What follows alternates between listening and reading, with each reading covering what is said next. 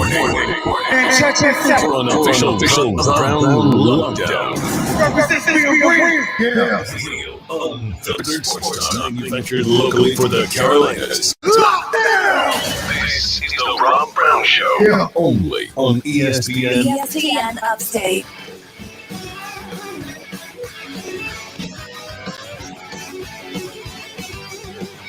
And away we go, ladies and gentlemen. Hello to you. And how do you do? Welcome in, Upstate South Carolina. The Rob Brown Show's on radio. This is ESPN Upstate. Howdy, y'all. Great to be back with you. I am Rob Brown. The pleasure exclusively mine.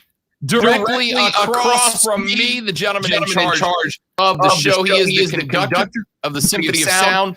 That is the Rob Brown Show, the Alpha and the Omega of ESPN Upstate, the content hashtag Dad Kicks, Colonel Grudge, the pinnacle of professionalism. Lonzo in charge of button switches, levers, knobs, gears, pulleys, and fulcrums that are required to get us on the air. What up, Zo? Actually rocking the sweet Nikes today because there's rain going out there. I don't want my toes to get soaked. Are they dead Nikes?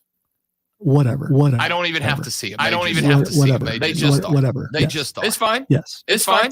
I got the Sambas on today. I got the Sambas. Okay. That looks foreign, like it could be soccer shoes worn by Michael Howard. Lonzo's obsessed with Germany's head coach. Somewhere out there, there's a German version of the Three Stooges, and that's Mo Howard. And there may not be a lot of slapstick. But still, I want to see the German version of Curly and Larry now. No shim. I was going to make some kind of joke about German 7 humor, but I'm off my game today. It's what it is. Germany, renewing football's arguably best rivalry. On the pitch at Wembley Stadium, England playing the host here in the all-white. Germany has showed up in the all-black. We are approaching the 5-minute mark in the opening of this match.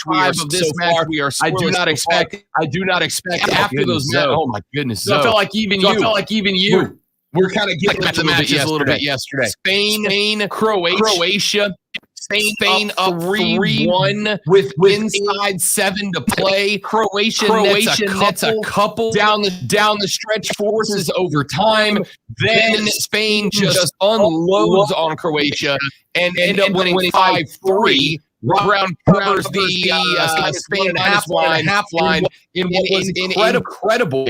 Let's clarify something here. I wasn't into the soccer. I was into the fact that you were very much in discomfort with what you were wearing and what you were seeing in time. And I was happy for you that you got some sort of win yesterday after having to wear that for 3 hours. Yesterday afternoon, Switzerland goes one-on-one with Le Bleu and takes on France and eliminates France. That's right, ladies and gentlemen. Neutral little Switzerland decides to show up, show out, and knock off the blue machine of France. Pretty impressive. That's a big deal. France good in soccer. That is the Dolphins knocking off Brady's Patriots in their prime. Incredibly good. Switzerland's about a quarter of the population. Was not expected to compete. They end up scoring very late in the match and going on to PK, where Kylian Mbappe, who is a stud, but you guy for the French, he is the only one to miss a penalty kick yesterday. In fact, Lonzo, since we're talking about it, clip 10. No, you're not. Are you saying no? You don't want more soccer on the game? No, I'm saying I was ill prepared. Oh, gotcha. Okay, this is the first time. All right, all right. We'll save it. We'll save it. Because yes, I am talking Euro 2020 on the show today. And it really ill prepared. You said Mbappe, just picturing member of Hansen. I can't get it out of my head. Somebody yesterday says that was the most Mbappe since Hansen dropped theirs a few years back. All over social media in what was a whale of a game. A yellow card, now the first caution out and issued to the English. Germany had a run on the goal just outside of the box, so no penalty here. Germans will have a free kick from just about a yard outside the box. We're going to keep you up on that game and a whole lot more. Here's what the last couple minutes of the game, clip 10 and 11, will start 90th minute, and the Swiss go get a game-tying goal to force extra time. A chance here to tie with the run right down the middle. Gavranovic has scored! This time there's no flag. Switzerland mirror Croatia with late heroics, and we're heading for extra time. Giving up down 2 goals. In second half substitute, Gavranovic with a wonderful finish that Hugo Lloris can't get a hand on, and there is new life here for the Swiss. Dude, tell me you didn't hear that crowd and pop just a little bit, Zoe. That crowd was losing it. Then, clip 11, Kylian Mbappe. Are you going to laugh every time I say Kylian Mbappe? Yeah, I am. I'm going to have to look Kylian up here later and make sure that he doesn't look like a member of Hansen. No, he doesn't.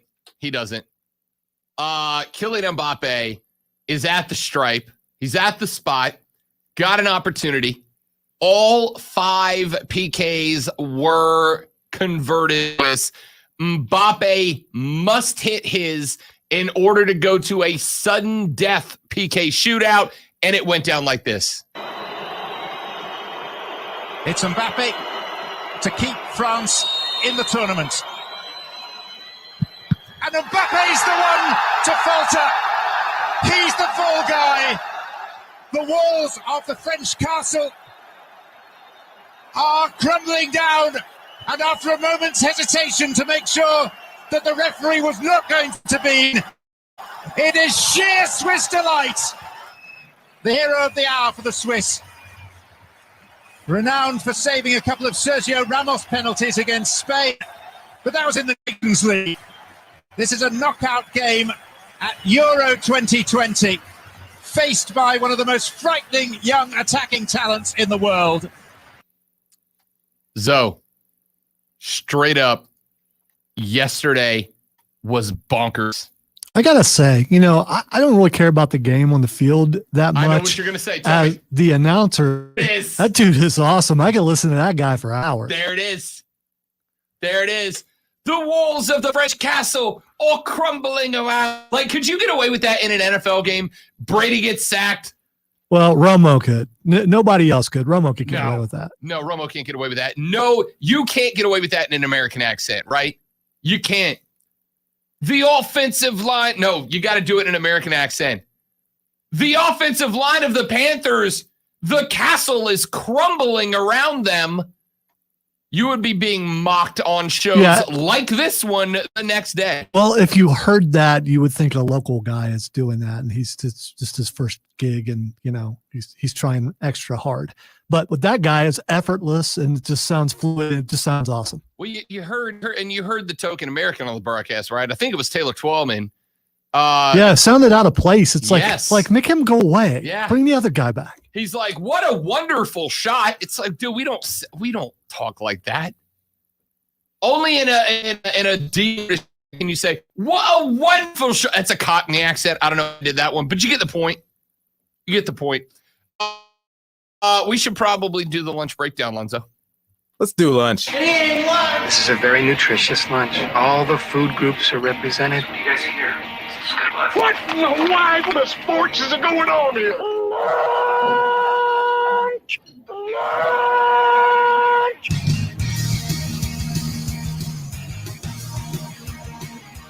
The lunch breakdown of 3 things you have to know before you go start talking sports with your friends, family, coworker, the dog, whoever you spend your lunch break with. We'll just go ahead and say that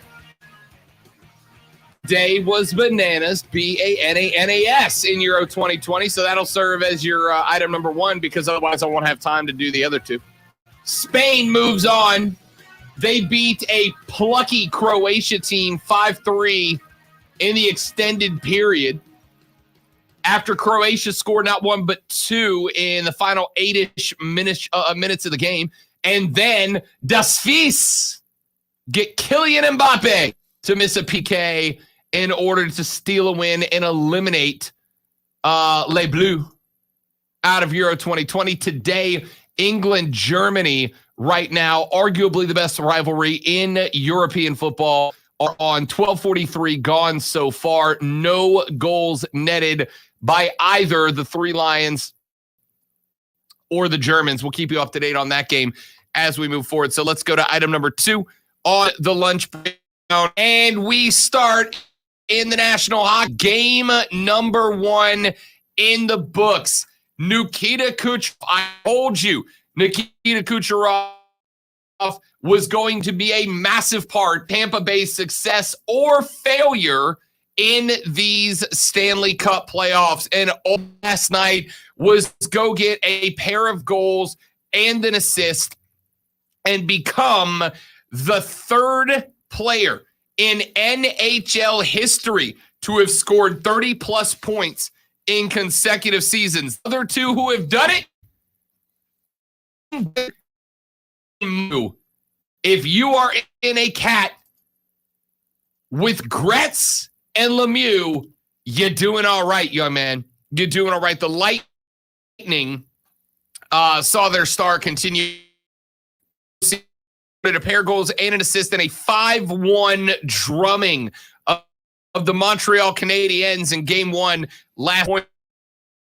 Was an otherwise close game, wide open. Steven Stamkos, Lightning captain, called him, quote, one of the best players in the world. He's playing like a beast right now. He's so good. We had concerns going into game 1 about the health of Nikita Kucherov.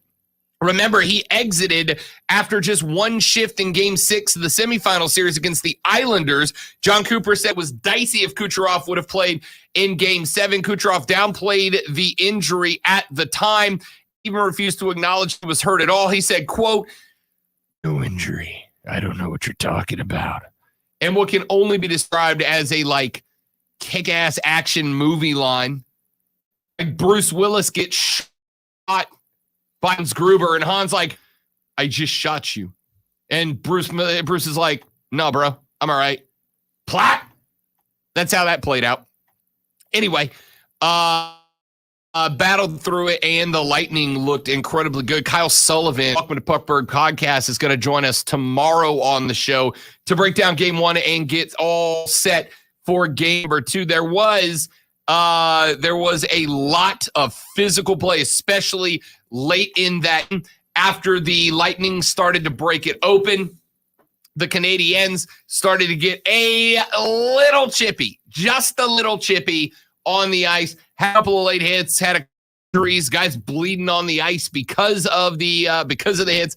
It got a little dicey. All that did was stir up the Lightning to go finish that game. A wild game as your Tampa Bay Lightning series 1-0. We're going to talk more about that game later on in the show. And again, Kyle then will join us tomorrow to break down game 1 and preview game number 2. Omaha, Nebraska, we go. For item number 3, the drama of the College World Series has all been centered on the North Carolina State University Wolfpack. But last night, we got back to dirt and grass. Vanderbilt Commodores added it. College World Series took full advantage last night. Leiter on the hill for the Doors. He, of course, the son of MLB vet Al Leiter, who seasons and won 3 World Series in the leagues.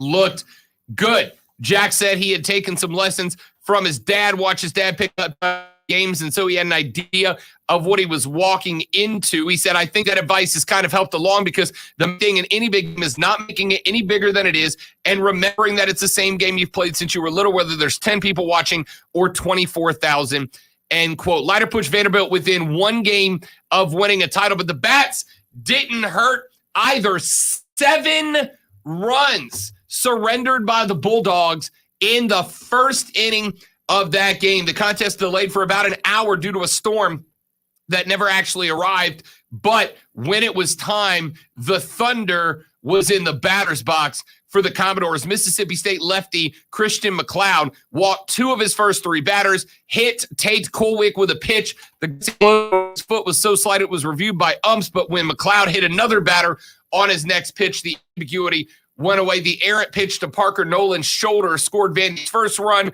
Then Jay Rodriguez up after a pop-out Isaiah Thomas double was up 4-1. McLeod would exit after just 2/3 of an inning, became the first pitcher to fail to make it out of the first inning in the College World Series Finals ever. Chase Patrick took to the mound, gave up a 3-run shot to 9-hole hitter Jason Gonzalez as the crowd, predominantly Bulldog fans, went into a stunned silence, and it was all doors after that. State would get a couple later on in the game, but it was Vandy's day in the sunshine. And I have one question about this game. Lonzo, have you watched any of the Vanderbilt games in the College World Series so far? Only the one that we were watching Friday. Okay. Yes. Which, of course, we had the volume down on the TVs because we're working. There is a cat, Lonzo, a Doors fan, that goes to these games, and he sits up in the stands and whistles. Wait. I can't whistle. No. You're saying there's a Vanderbilt fan? Yeah. Actually goes to the. Oh, the Van a huge baseball following. Do that? Yeah, they got. I would argue their baseball following is probably as good as their football following. No joke. They got a good baseball crowd. They got one fan, and I wish I'd have pulled audio now. I wish I would have. You got one fan who sits in the stands and he whistles. If the ball's not in play. I gotta say, some people don't like claws on the chalkboard stuff. That stuff doesn't bother me. You know what bothers me? Whistling. Oh, you cannot watch a Vanderbilt game. Can't do it. Can't do it. This guy does not stop whistling the whole freaking game. I can't whistle, but and he doesn't stop. He doesn't stop. He doesn't stop. He doesn't. He just keeps doing it. Lonzo, if I opened a GoFundMe to just give to the first guy who knocks out one of that dude's 2 front teeth to make him stop whistling, how much money do you think we get in that GoFundMe from college baseball fans around the country? I think we could hit $1 million by the end of the show. That sounds like a bounty. I would never. I'm a Saints fan. I would never. Yeah. I would never. Yeah, I know. I just I would think you wouldn't want to be associated with that. So I'm sure there are people out there who would take you up on that. I'm just saying. I'm distancing myself from it. Here's the thing that kills me. And there's these fans at every game, Alonzo, that do terribly annoying things, and they think they're charming, right? Oh, I'm a quirky fan. People love me because I'm the whistling guy. I mean, it may not have anything to do with quirky. It may have to do with what it's doing to you. I mean, you're willing to put a bounty out on this guy. So he's just trolling and it's working. Dude, it angers me that you're right, but that's more evil. He's evil if he just thinks he's a quirky fan. Like, he may think, people like me. I'm the whistle guy. And I could sit down, and by sit down, I mean, grab him by the throat and throw him in a chair and go, look, idiot, you are annoying 99.5% of people on the planet, and we all want you bodily injured. Stop whistling. Stop whistling! But if he's doing it on purpose because that's the reaction he wants, then, Lonzo, I choose violence. I choose violence. It's just, I'm concerned that you never thought of that in the first place, that this guy's doing it to get at people. I try to think better of people. It's a mistake that I make over and over. Apparently I don't. Yeah, I try to think better of people. And the thing is, you're probably right.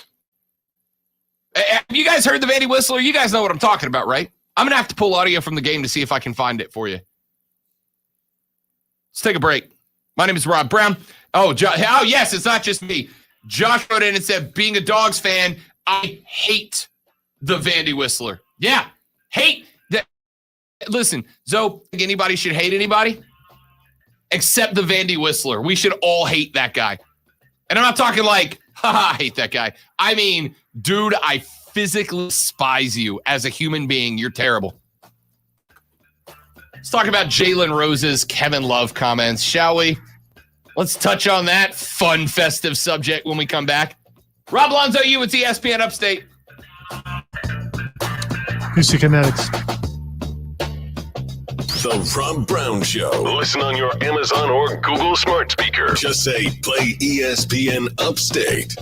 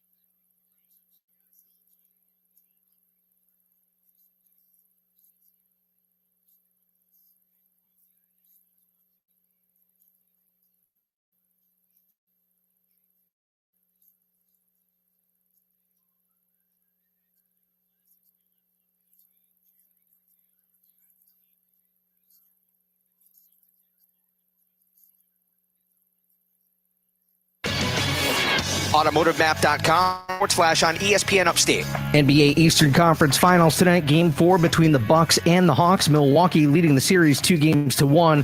Bucks star Trae Young questionable for tonight's matchup. MRI revealed a sprained right ankle. If the team's medical staff clears, head coach Nate McMillan says, they give me the okay that he can go, and he won't or do any more damage to his body. We'll put him out. Baseball Monday, the Nationals doubled up the Mets 8-4. Kyle Schwarber with a pair of home runs. That gives him 15 homers in 17 days. The Angels beat the Yankees 5-3. The Red Sox 5 over the Royals. Day off for Atlanta Monday. Tonight, they open up a series. The Mets 7-3 righty Charlie Morton gets the start. Load the free Score app. Lightning fast updates so you never miss a thing. It's why the Score app is one of North America's most popular sports apps. That's your Sports Flash. I'm Chuck Sanders on ESPN Upstate. Okay, so you can't throw a football 90 yards like an NFL QB and get paid the big bucks? All you need is 2 ears, a texting finger, and your radio locked on ESPN Upstate. And you could score $1,000 every hour with a $1,000 cash stash. Listen every hour from 7A to 5P, weekdays for the keyword. Then text it to 72881. Text into the national content. You could be the winner of a big chunk of dough 11 times a day. Powered by BetQL. So Lonzo just watched the clip, of the Mandy Whistler. Let's address something really quick. All right, so the only time we go behind, we do that thing and go just please stand by is when we have to do live endorsements. Correct. So, or Rob's wearing something really tight and he doesn't want you to see it. Also correct.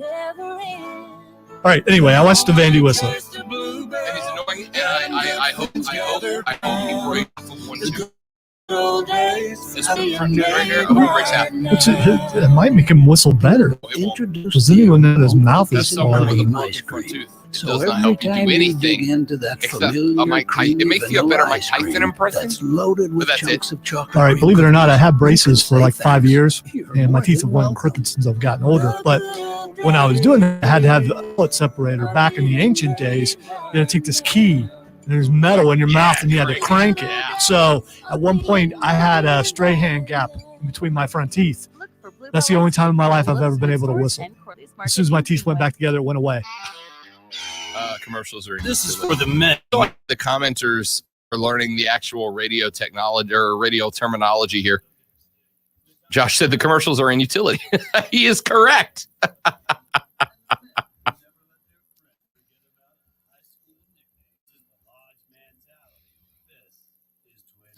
Sorry, man. Having a laid back day, and I'm just, like slow and stuff. So I'll do better. Promise. Maybe. Yes, the famous Cheech defense.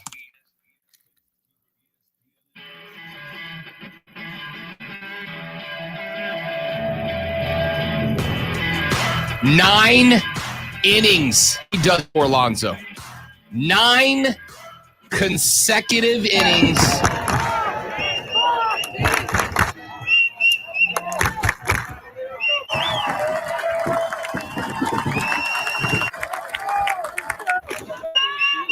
Nine. All right, I can't take it. Yeah, that's enough for me. He doesn't stop for 9 innings. I was okay listening earlier because I didn't have my headphones on. As soon as the headphones went on, it's like, Now imagine you're just trying to enjoy a baseball game. Or you're sitting next to that dude. Oh. Or in front of them. I would Shane McMahon him from the back. He'd be just a bloody mess at first base. Unbelievable. 9 innings. He does that. 9 innings. 9. Lonzo, I can't do anything for 9 consecutive innings of baseball.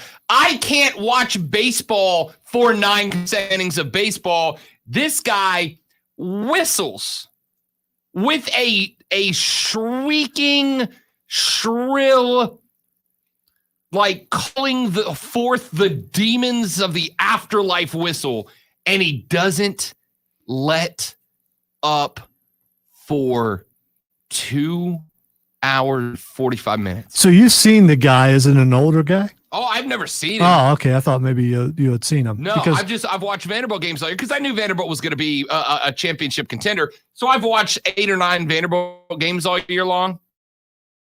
Watching some balding older guy with a pocket protector and glasses who also collects birds on the weekend.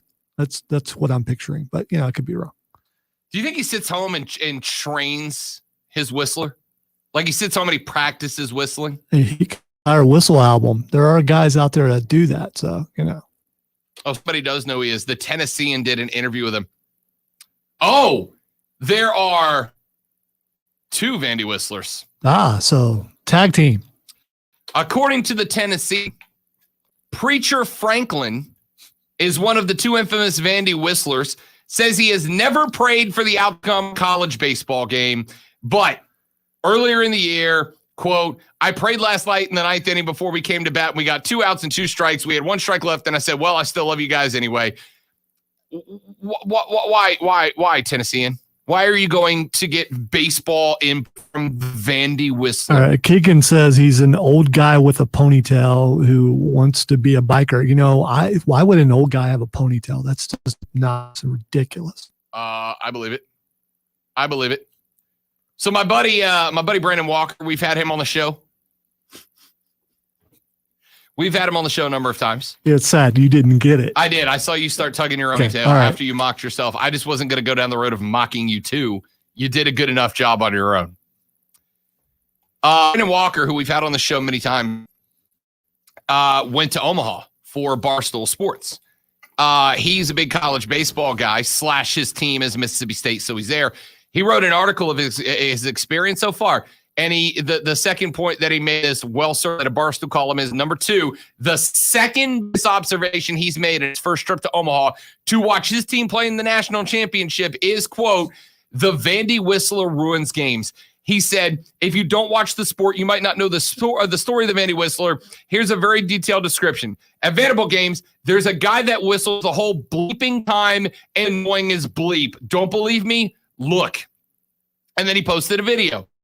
He said the guy who showed up a few years ago whistling the entire game, and Vandy fans just sit there and take it all year. The ESPN guys and all the commentators are too professional and nice to say what needs to be said. But damn it, man, stop, bleep, stop already. And it's not something easily avoided because Vanderbilt is the top program in the country. So if you want to watch the sport, you have to watch him, end quote.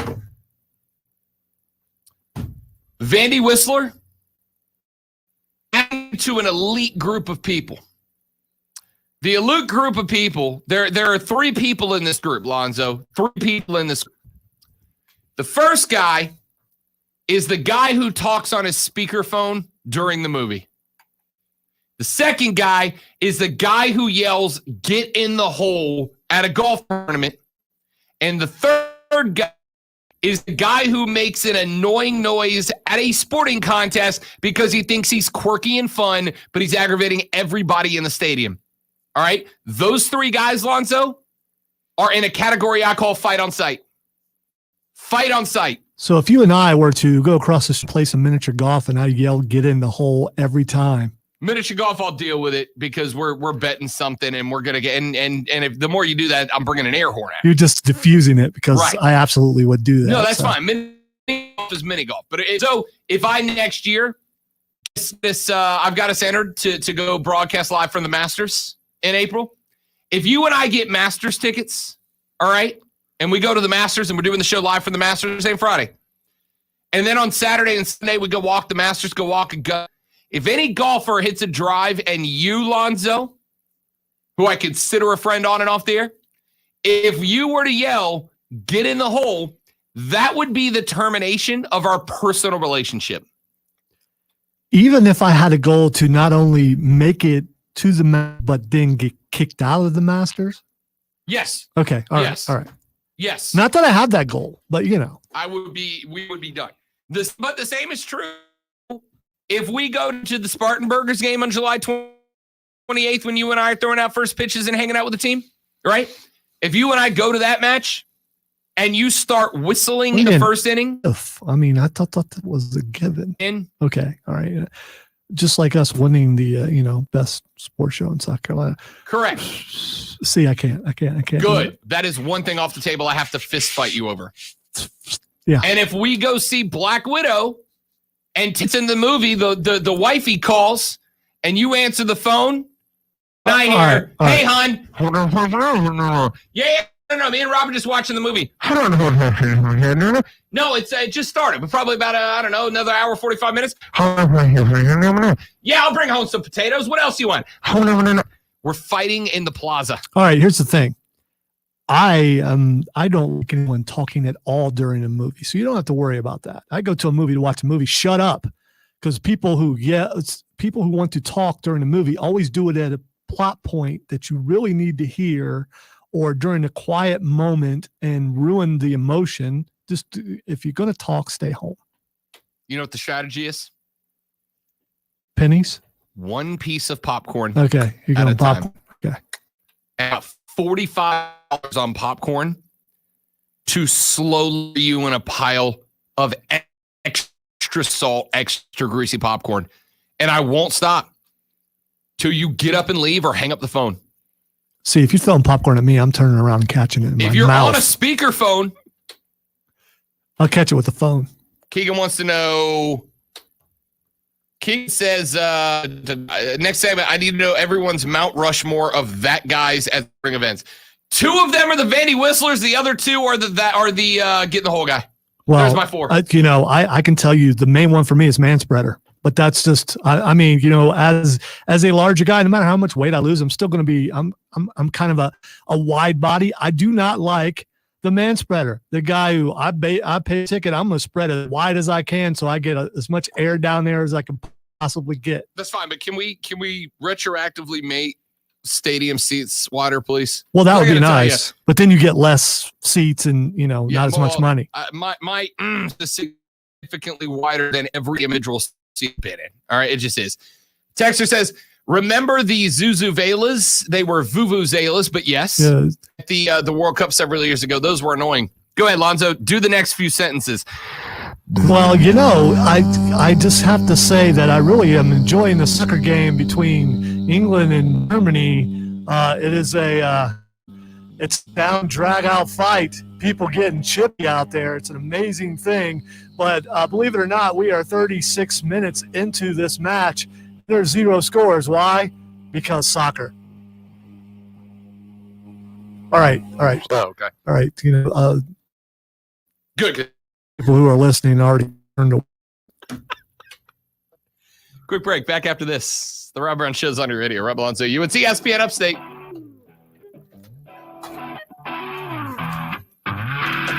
the 10 people that are listening. You do it, why not me?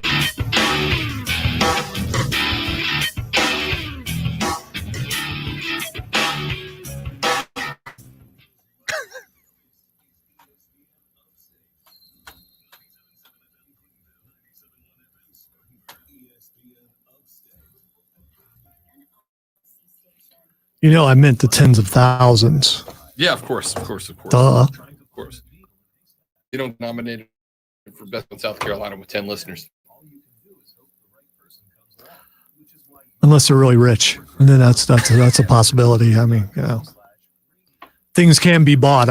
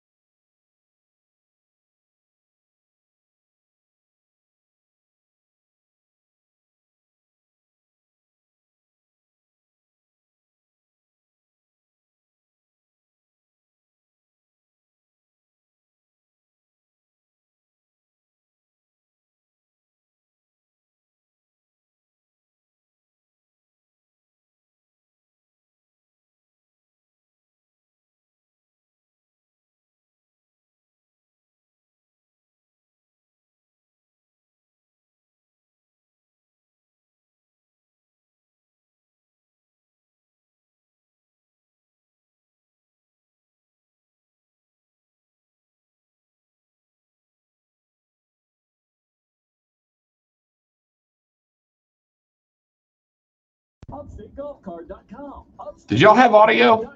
There, it says my mic came unplugged.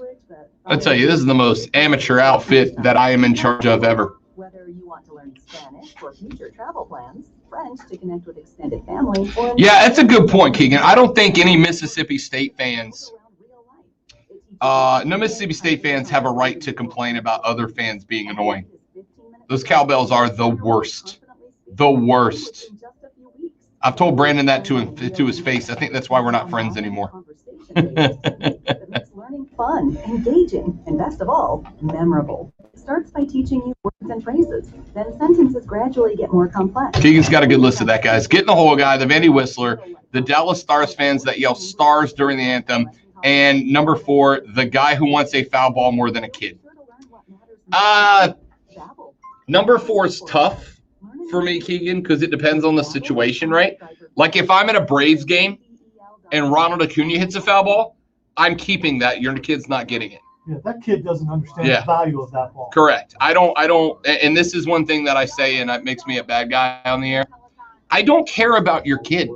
I don't care about your kid. But he's just a kid. Cool, man. Tell him get the next one, slugger. That's a life lesson. I don't care about your kid. Now, if I'm at like there are bad people everywhere. There goes one the right ball. Have that. Tell them whatever you want to tell them. I don't care. If I'm like at if I'm at like a drive game, all right, cool, man. I really don't care. Unless, like Dustin Pedroia. Didn't Pedroia come here on a rehab start a few years ago? Somebody did. Somebody famous. Yeah. I think it was Dustin Pedroia. If Pedroia is here in a rehab start, he hits a foul ball and I catch it, no, that ball stays with me. But is that ball less valuable though because in the minor league part? Nah, it doesn't. But I mean, if you're selling it, yeah. But like in real life, what? Make sure my audio settings are good. It says it sounds like your mic is cut off. Do I have the wrong line? Yep, it switched microphones on us. And now it's saying that the new one isn't even available. Live on ESPN2 is Wimbledon. Roger Federer leads Adrian Manarino 1-set to 9. It came unplugged. Sure did. You know where? Yeah, it's down here. I kicked it. It's my fault. Can you reach it? I can, but what we're going to have to do is we're coming back. Okay. We get back on the air. I'm going to have to go underneath, which, I kicked it You out. kicked it. It's my fault.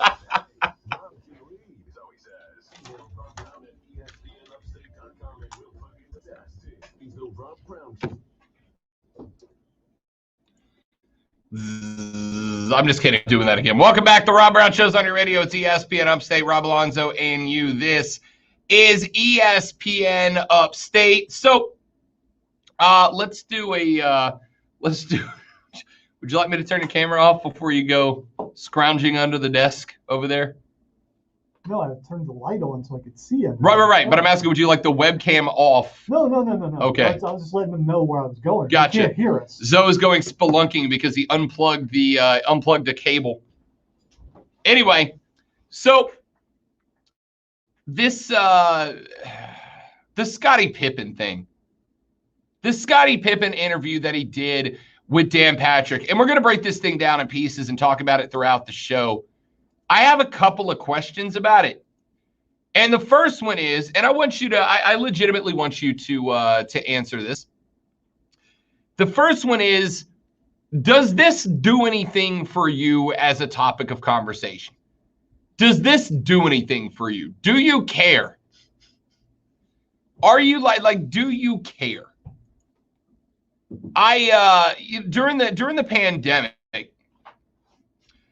During the pandemic, it was the Last Dance was one of the things that got us through the period where we had, it was one of the things that got us through the period where we had sports. When we had no sports and the Last Dance came on, jokes and sarcasm aside, we were at a point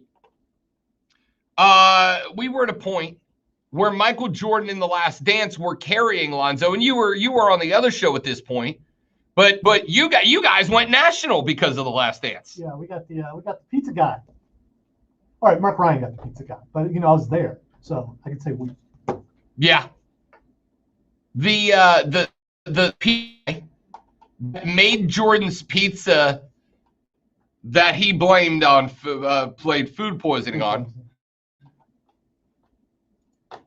Mark Ryan went national because that guy was like, he did not get food poisoning from us. That pizza was perfectly made. I delivered it myself, yada, yada. And it's hungover AF, as the kids say.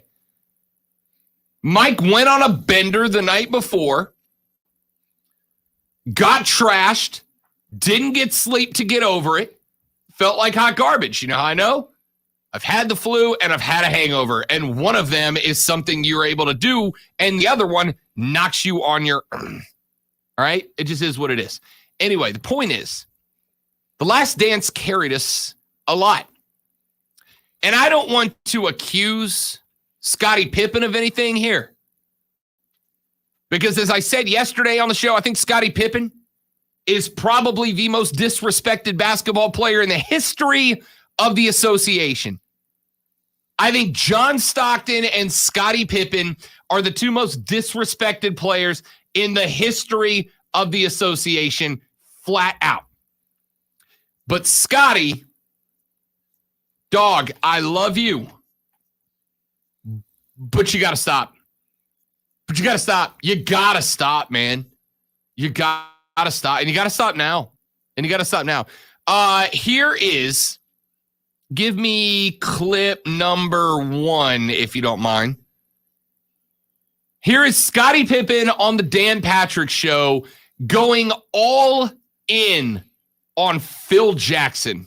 If you knew that Scottie Pippen had been with the Bulls from 87, battled through the Pistons and every other team that we had to get to those 3 championships, wouldn't you give Scottie Pippen one opportunity to get a last-second shot without Michael Jordan? Like, 1 year without Michael Jordan. Can I get one shot? Like, I'm doing all the dirty work. But all of that I understand from the basketball standpoint. But when you say a racial move, well, why would Tony, who was a rookie, get the last-second shot and you put me out of bounds. That's what I mean, racial. Like, that was Scottie Pippen's team. But Scottie Phil Pippen then was but, on pace to be an MVP that year, right? Yeah. Okay. Well, why would you put him in a position not to be successful? Why wouldn't you put him in a position to succeed? Michael Jordan is not there. So who's next in line for you? Have you talked to Phil about this? Because by saying a racial move, then you're calling Phil a racist. I don't got a problem with that. Do you think Phil was or is? Oh, yeah. I mean, do you remember Phil Jackson left the Lakers, wrote a book on Kobe Bryant, and then came back and coached him? I mean, who would do that? You name someone in professional sports that would do that. You know? I think he tried to expose Kobe in a way that he shouldn't have. You're the head coach, and you're the guy that sits in the locker room and tells the players, this is a circle, and everything stays within the circle, because that's what team is about. But you as the head coach, open it up. And now you go out and you try to belittle, at that time, probably one of the greatest players in the game. Well, it feels like he's disloyal. I don't know if that makes him a racist. Well, that's your way of putting it out, and I have my way. I was in the locker with him. I was in practices with him. You're looking for him afar. That's Scottie Pippen. Straight up calls Phil Jackson a racist. Now, I don't know Phil Jackson, but I don't know Scottie Pippen personally either. All right. And I guess that's what kind of cracks me up about this is Scottie's like, you have to take my word because I know Phil personally. Well, I don't know you personally, dude. I do know you're out there peddling a book. I know you're out there peddling this new brand of bourbon. By the way, a brand of bourbon that at this point I'm relatively convinced you did only to compete with Michael Jordan, who loves bourbon. And you're trying to compete with MJ even after your career is early. Two things stuck out to me about that. Number one, Lonzo, Rob Brown thinks that anybody who talks about themselves in person that much, Rob Brown thinks that you're probably a little full of yourself. You know what I mean? That's what Rob Brown thinks, Lonzo. If you spend half of your rant talking about yourself in third person, Rob Brown thinks I can dismiss what you're saying because Rob Brown says you're full of yourself. That's what jumped out at me first. See, Lonzo doesn't get it because, Lonzo listens to the clip and Lonzo thinks, Scottie doesn't know what he's talking about. And Lonzo does know what he's talking about. Scottie doesn't know. Yeah, but Lonzo knows. Like Rob Brown knows, Lonzo knows. Yeah, Rob Brown knows. Yeah, there we go. Now, the other thing Rob Brown thinks is if The Last Dance didn't show that all that went down between Scottie and Michael Jordan caused the rift, Rob Brown knows Scottie has proven that with these comments because not only are they out of nowhere, but Rob Brown thinks Scottie Pippen has nothing to he gave Tony. Do you understand when Tony Kukoc came into the league? That's what he was brought in to do. Also, Tony Kukoc was a rookie in the NBA, but he was not a rookie. No. He was renowned for playing in Europe, and he was a good player already before he came here. And last I checked, he probably, I was rooting for the team at the time. I was rooting for Tony Kukoc when you're right. I can't do it. I can't. I'm just not that guy. So I was rooting for them. And when I saw that happen, my first thought is, okay, you're going to Kukoc because all the attention is going to be Scottie. It just makes sense. We saw John Paxson take a shot when everyone thought Michael Jordan was going to. We saw Steve Kerr do that. That's just how it works. I don't think those were racially motivated. Those dudes were both white, and I don't recall Michael Jordan say anything about why didn't I get the last shot. Rob Brown says, look, when it's down to clutch time, I know that you're Scottie Pippen. I know you can ball. I know you were the Robin, and it drives you crazy, despite a fistful of rings because of it. I understand you wanted to be the guy. Sometimes, LeBron's done this more in the last 2 or 3 years, and it won him a title last year. Sometimes you got to understand that when you are the guy, it opens up the floor for somebody else. Hell, even Michael Jordan got Steve Kerr a pass in an NBA Finals game because he drew 3 guys to him and Steve Kerr was open. Tony Kukoc was a sharpshooter of a shot at that point, and Rob Brown says if he's open, you give him the rock. I'm not asking you to give it to I don't know, name me a third stringer off that team. Good luck, because Jordan was surrounded by all-stars too. But yeah, Braun's the bad guy. But anyway, Rob Brown says sometimes the biggest guy on the floor does kick the rock for a better chance to score. Rob Brown will be right back from a break. It's the Rob Brown Show on ESPN Upstate. Rob Brown.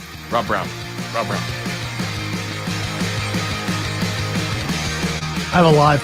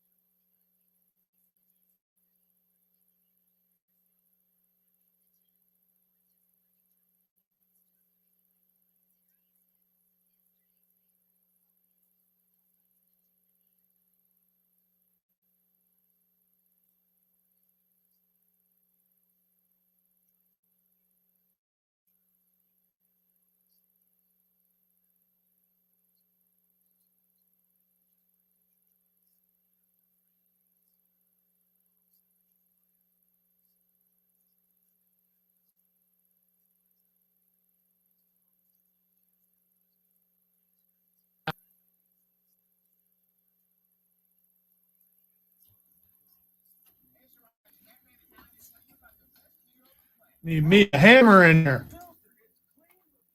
Button sticks. So the person that moved into Bob's old office, green looks good on me, has their own mixing board and mic studio set up in their office on their desk. Yeah. I want. But I think there's other reasons for that, like having a national podcast that gets 15 and 20 downloads. All right, that's a good reason. You know, that could have something to do with it. So I need to get us to 15,000 downloads. We're getting like 15 now, so we're on the way.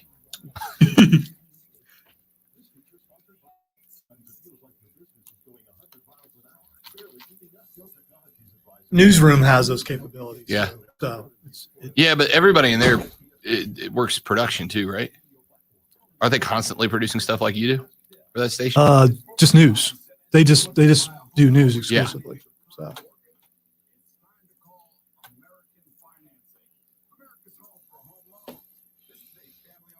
who knows if there ends up being a spare board? Yeah. You put it like right in between us. Yeah.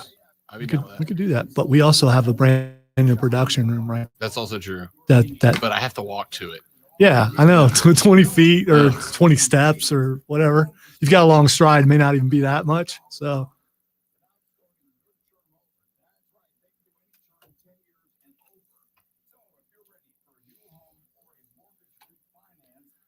it may sound like I'm trying to bend, but I'm just I'm also I need the steps. I just don't want the steps. I can think like a manager, because I kind of am a little bit, especially when someone does something wrong. All right, let's try to win you $1,000 in the ESPN $1,000 cash dash on ESPN Upstate. The keyword for the upcoming 1 o'clock hour is cloud. C-L-O-U-D, cloud. C-L-O-U-D. You're going to text that word to 72881. 7881. Text cloud, C-L-O-U-D, to 72881 for your chance to win $1,000 in the $1,000 cash dash on ESPN Upstate. Coming up in the next hour of the show, we'll finish up with that Scottie Pippen discussion. We'll get some NHL Stanley as well, and a whole lot more on the Rob Brown Show. This is ESPN Upstate, and Rob Brown likes it. All right, talking first person in the rest of the show. Can I make it through? Well, you just said, can I make it through? So I don't. Okay, all right. You've already failed. Yeah, you could do that.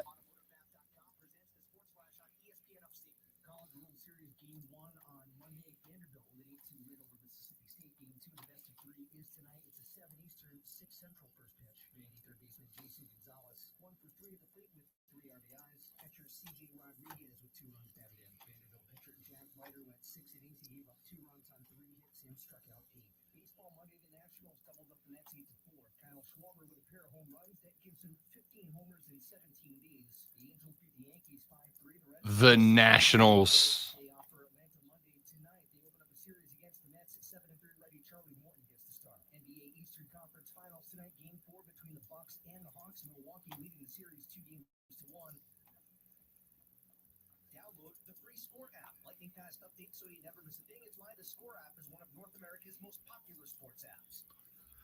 A Prisma in the first break.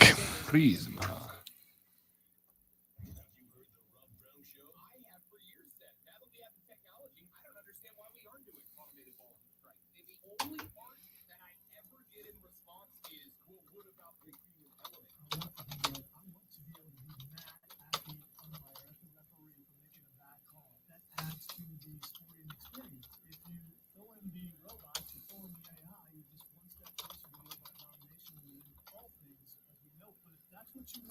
All things as we know it.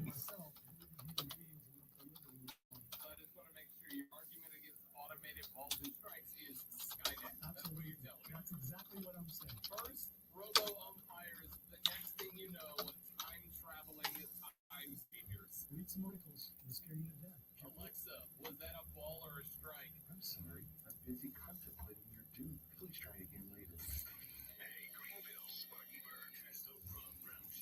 Every time I hear that spot, I marvel at how creepy your voice over that music really is.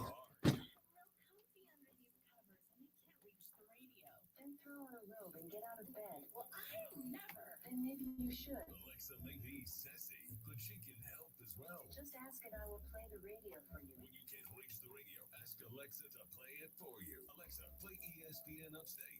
Okay. And listen to the Okay. sports leader without moving a muscle. Great idea until atrophy sets in. ESPN Upstate.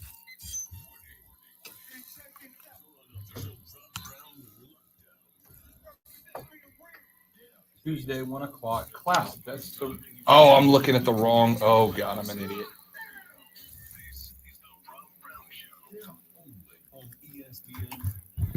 Turns out you may have heard me say this before. I'm an idiot.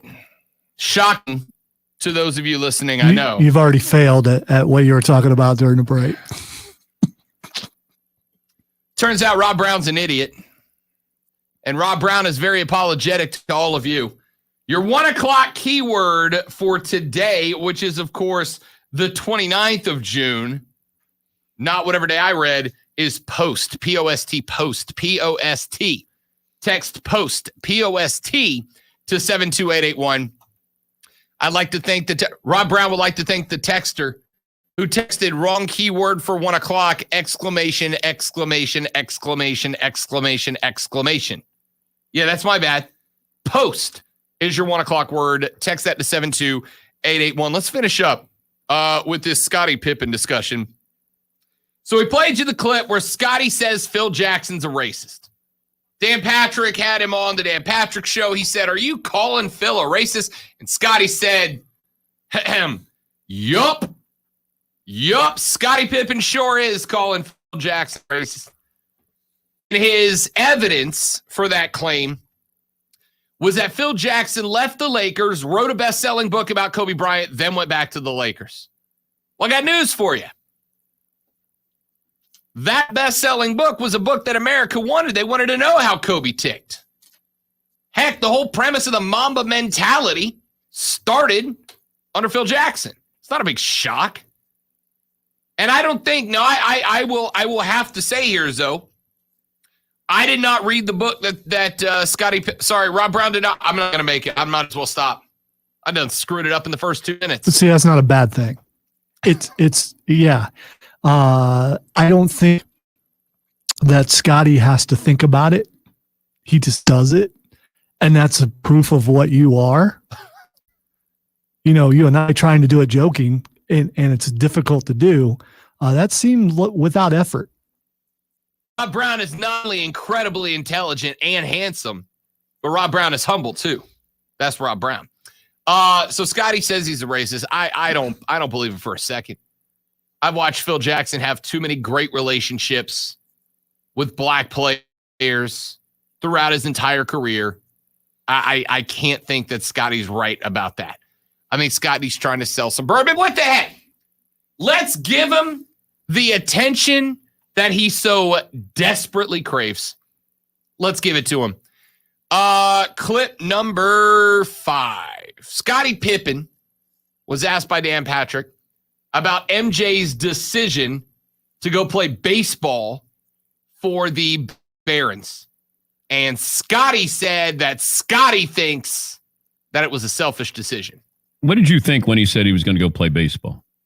I didn't really think about it. I was really focused on my own craft at that time, but I thought it was a big decision, though. Yeah, it was a big decision, but it was a selfish decision, but it was kind of who Michael Jordan was, and that's was a guy that kind of believed that he can do anything on his own. Look, I'm not going to pretend like Michael Jordan is not a selfish dude. I don't think you can be a Kobe or a Michael and not be selfish to some degree. You have to be egocentric to make it that level. I read somewhere at one point that something like 60% of those who become billionaires are diagnosed sociopaths, because you have to be self-centered to accumulate that much. You just have to be. In sports or otherwise, you have to be self-centered to accumulate that much. You cannot be concerned about anything other than you. And Scottie's no different than Michael in that respect. This is the pot calling the kettle black, if you will. Now, there are many people, Lonzo, you may or may not be one of them. I am. I genuinely think that Michael Jordan went to play baseball because the NBA told him he needed to take some time off to let the gambling heat go down. I still believe that. At the time, I really believed that he wanted to do that to honor his father and go do and play baseball. But since then, since I've gotten older and learned a lot of things, I have to agree with you. I think it has to do with the gambling. Conspiracy. I think Michael Jordan was taking a lot of heat, unrightfully so, but was taking a lot of heat for the gambling stuff. And the NBA said, hey, man, we need you to go somewhere else for a minute. Let this die down. You can come back. And that's exactly what happened. I believe that's what happened. Now, Scotty calling MJ's decision selfish. Yeah, I got news for you. The majority of Michael Jordan's decision makings have been selfish. And look at the empire it has built him. Look at what it has done for him. Now, if building an empire and making money are the most important thing for you, and they are for Mike, then yes, of course he's selfish. That's not breaking news. That's not breaking news. Let's go to clip number 4. He goes on to continue and says that not only was Mike selfish, but that Mike was not above manipulating certain scenes in order to give himself a better image in the public. I go back and Phil designed a play for Steve Kerr, and Mike was there. And Mike didn't have a problem with that, did he? I don't understand. You're not setting me up to answer the right question. What do you mean Phil set up a play for Steve Kerr? He didn't set that play for Steve Kerr. He set that play for Michael Jordan. I thought in the huddle, Mike says, I'm going to throw you the ball. You'll be open at the foul line. And Phil had nothing to do with that? And you don't want to get this show started because it'll take us a long time. Do you know all those cameras that sitting in that huddle who they was working for?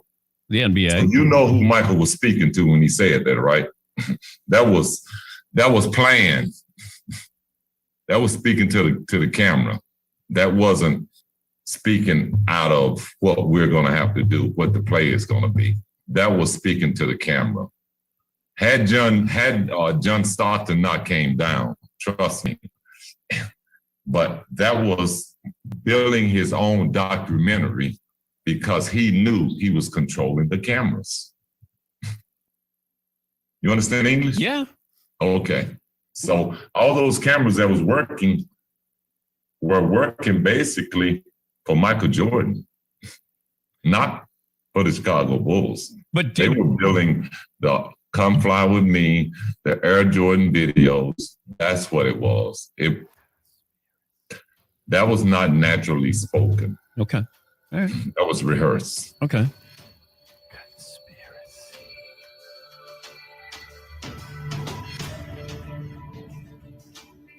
Michael was in control of the cameras the whole time. The plan was laid. The trap was set. Michael was in charge of the league. Prove me wrong. Debate me, bro. That's Scotty laying down a big time conspiracy theory. Am I incorrect, Lonzo? Do you understand English? Oh my God, I can't believe you said that. And Dan Patrick was so nice. So nice. Do you understand English? Yeah. Oh, okay. What a jackass, man. Scott, here's what Scotty doesn't know. That Fiona and me, no, that's the different thing. Here's what Scotty doesn't know, though. What Scotty doesn't understand here is that Scotty thinks that by accusing Michael Jordan of conspiracy, that he's getting his name out in the papers and it's going to help him. So through these 5 clips we've heard so far, Scottie Pippen come off better or worse for you? I've never liked Scottie Pippen. I didn't think I could like him less until now. And I like him less now. He's combative. He's angry. And what is the purpose of all this? I mean, other than what you were saying is, does this sell bourbon for him? Does this sell a book for him? Maybe it does, but he's also he's costing himself an audience. There may be some people out there who are Scottie Pippen fans who suddenly are like, wow, what a jerk. I'm not buying his stuff. And this is not, by the way, this is not being defensive of Michael Jordan. I don't defend Michael Jordan. Michael Jordan was selfish. He was and is self-centered. He was and is, by every account of every person that I have ever known that has met Michael Jordan, he's a jerk. I'm not defending this. And I would even go so far as to say, Zoe, that to some degree, I understand where Scotty's coming from, and I sympathize with him. Scottie Pippen was one of the best 4 or 5 players in the NBA during his prime. And he never got the chance to be the top dog because he was in Michael's shadow. And he has been painted as a Robin his entire career. I sympathize with where Scottie is coming from. I sympathize with him. But calling Phil Jackson outright a racist, asking Dan Patrick, do you understand English? Yeah. Oh, okay. You're just coming across as a jerk, dude. I hope that one day somebody is able to convince Scottie Pippen that there are people like me who loved him, who thought he was one of the best 4 or 5 players in the NBA, who thought that Michael Jordan, I'm sorry, was one of the greatest, if not the greatest, but Michael Jordan would not have been what we know Michael Jordan as today if it wasn't for Scottie. And I don't think he understands that, Lonzo. And while he comes across as bad here, I really feel sorry for the guy. You know, I think you need to look at another aspect of this entire thing about what a pro that Dan Patrick is, because just about any other host, that would have been it. When he said, do you understand English? That interview would have been over. But Dan Patrick has this way of getting beneath all that stuff and getting the person who's suddenly deciding to share all this, to get them to share more than they should. And he's very good with that. I love Dan Patrick. He's one of my favorites. Yeah, mine too. But the thing is, there are a lot of other people who would not have the patience for that. When I was uploading the sound earlier, and I heard that, do you understand English? I knew if that was me, that would have been a test for me. Because on one hand, I sit here and I go, wait a minute. I got Scottie Pippen to call Phil Jackson a racist outright, not like hint at it, but literally straight up say, yeah, he was racist. And see, I would have said, do you understand click? Yeah. And that would have been it. And that's a test. On one hand, I got Scottie Pippen, and what I know is going to be, and I'm talking to this as me. I don't know if this, I mean, honestly, I bet you this is going to go down as one of Dan Patrick's most listened to segments of all time. I know if we got Scottie Pippen on the show and had this conversation, it would be our most listened to interview maybe in my entire career. All right. And on one side of my brain, I got the radio guy that's going, dude, who cares if he insults you? This is going to get 25,000 retweets and listens today. You're going to be on ESPN today by getting him to acknowledge this. And the other part of my brain would be going, hey, screw you, jerkwagon. You're the one acting like an ass on the show, but you want me to be spoken down to. And Dan handled it like a pro, but I think that's exactly the point, right? Scottie created this situation with these things that he said. And again, bleeding heart Rob Brown's going to step out. I sympathize. I feel for Scottie Pippen. I feel for him. He knows what he was capable of. He knows what his talent level was. He knows that if Michael Jordan wasn't on those teams, Scottie Pippen still probably brings the Bulls a couple of rings because he was that good at his best. And I think to some degree he has gotten screwed in the history books of the National Basketball Association and by Michael Jordan, whether it's intentionally or not. I sympathize with Scottie. But man, what a bad look. What a bad look for Scotty to come out and go after Phil Jacks, to go out and say MJ was selfish to play baseball when we know that there's some sort of deeper subplot there. It's just not. I feel for the guy. I sympathize for the guy. I don't think he doesn't feel like he has gotten the respect that he deserves. And Lonzo, I agree with that. I agree with that. He has not gotten the legacy that Scottie Pippen has earned in his career, but this is not the way to fix it, Scotty. This is not the way to fix it. You don't have to like MJ. I don't like Michael Jordan as a dude. He is the greatest basketball player of all time, with the argument being LeBron and Kobe. He's in the top 3 discussion without a doubt. All right? But he's not a dude that has a legacy of being a great guy off the court, and I'm sure he'll tell you that. He is a dude. And here's the one place that Scottie Pippen gets a little leeway, Lonzo. We know that Michael Jordan perfected the art before the social media era, perfected the art of massaging and crafting an image, right?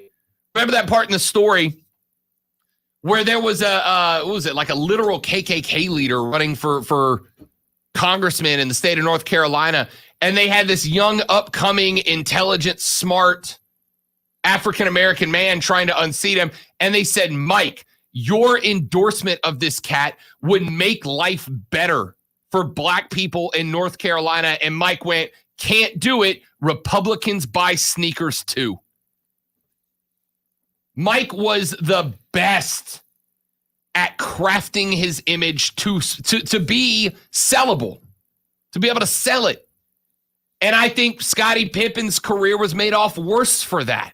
But, Scotty, call me, dog. Let me be your PR guy. Let me help you out here. I'll sell you some bourbon. 844-477-3776, 844-GSP-ESPN. Text us at 71307 on the Ingles Market text line. 62 minutes played in the round of 16 Euro 2020. England and Germany remain scoreless at 0-0. Both teams have had a couple of really good opportunities so far, but neither able to find the back of the strings. England has had the momentum the past 7-8 minutes or so, but that is starting to switch back around to Germany. They're on the attack now. I'll let you know when a ball does find the back of the net. Back after this. My name is Rob Brown. He's Lonzo, and this is ESPN Upstate. Prisma.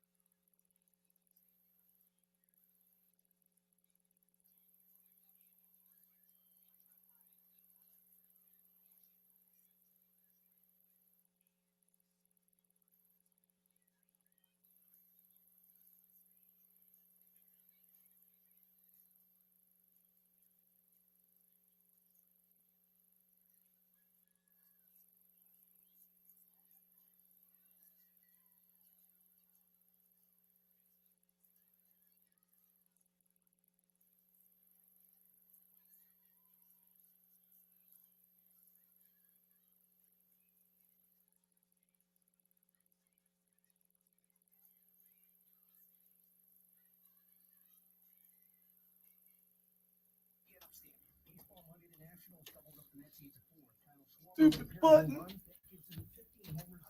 Man, I had it. There we go. You are back. Back in the saddle again. I'm back.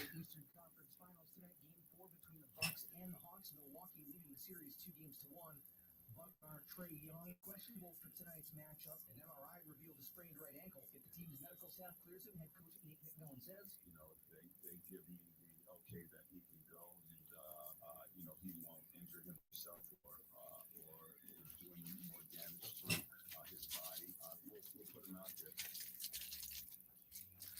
Download the free Score app. Lightning fast update so you never miss a thing. It's why the Score app is one of North America's most popular sports apps. Oh, let's see here. Brandon says conspiracy. Scottie Pippen is pooping on his own legacy. Brilliant, Keegan. Brilliant.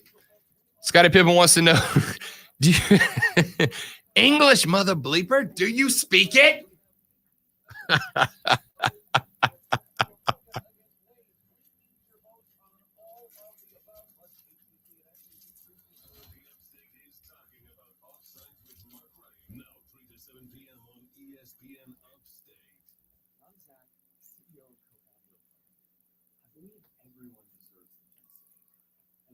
Dysfunction gets in the way, you do that.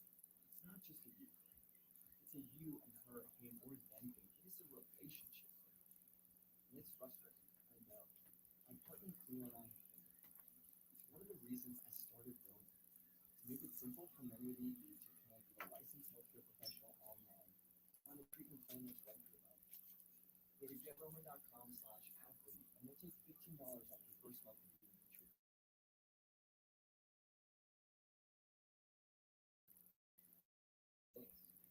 With Roman, a healthcare professional is always available to answer your questions.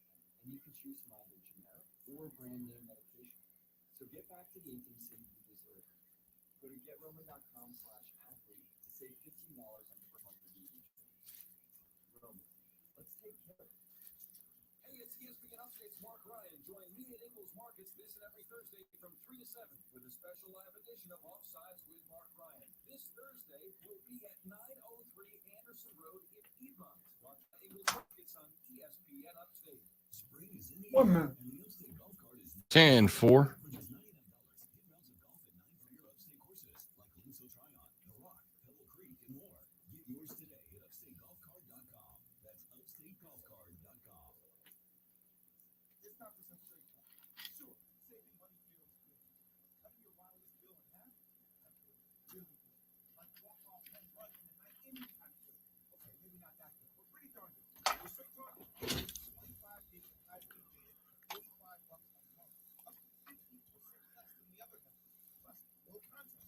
All America's best efforts. Why pay a whole lot? You can pay half. Straight Talk Wireless. No contract, no Bria's Fashion Boutique is the worst. First they asked me if I needed help finding anything. Just because I'm gorgeous doesn't mean I need help.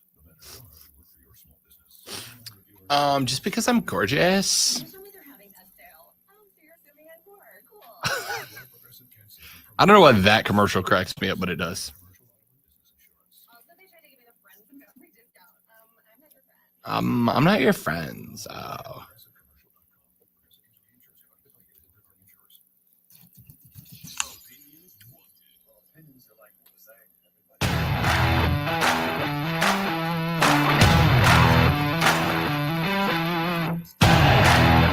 Let's rock and roll. The Rob Brown Show rolls on. It is ESPN Upstate. I have a suggestion for baseball. I'm good with the checks for the substances. By the way, it's been pointed out that since the check for substances have started, offensive numbers are, shockingly enough, coming up. Pitching effectiveness in certain pitches is going down. It's almost like guys were using sticky stuff consistently. Absolutely shocking. Clip 8. So this one is, sorry, I didn't mean to throw that one in there. Clip 8. This is a little feature that ESPN Baseball Insiders put together. There's like 4 insiders that worked to put this together, and they took a look at some of the impacts of what's been going on with the sticky stuff investigation. Put a couple of stats in here I want you to hear. It's a little bit longer clip, but I think it's important. Here's what the ESPN Insiders had to say. The crackdown on illegal substances on the baseball, such as spider tack, was expected to get messy.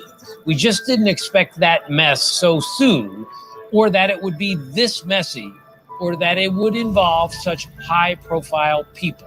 Garrett Cole gives up his glove. Bill Miller checks it out. The process began innocently on Monday when, appropriately, the first pitcher to be checked was the best in the game, Jacob deGrom. That produced all smiles. And now he's going to get looked at by the home plate umpire.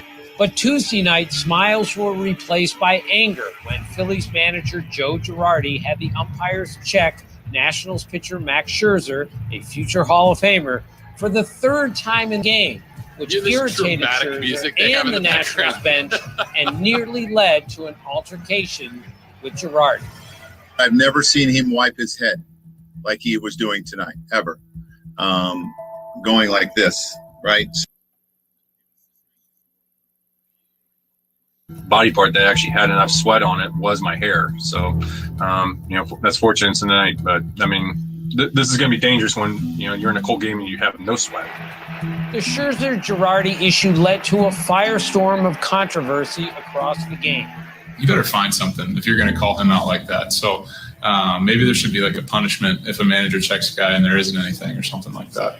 That same night, A's reliever Sergio Romo was not pleased that umpires asked to check him as he walked off the mound in Arlington, Texas.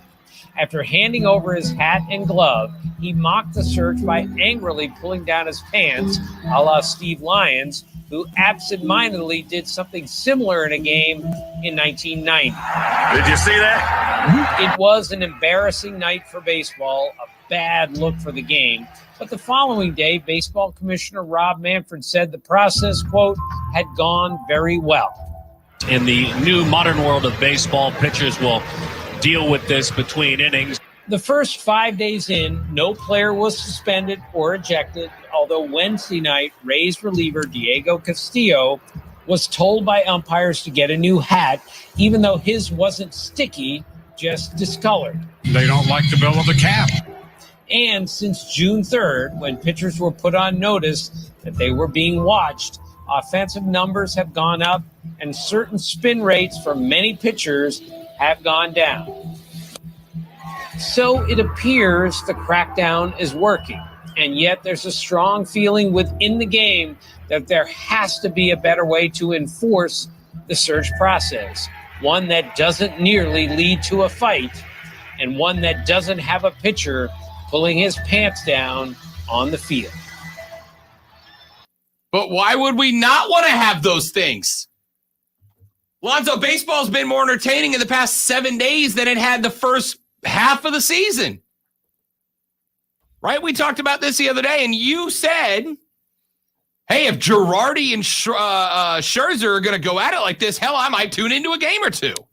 You're right. It does make it more interesting. And the fact that the offense is up means that it's actually working.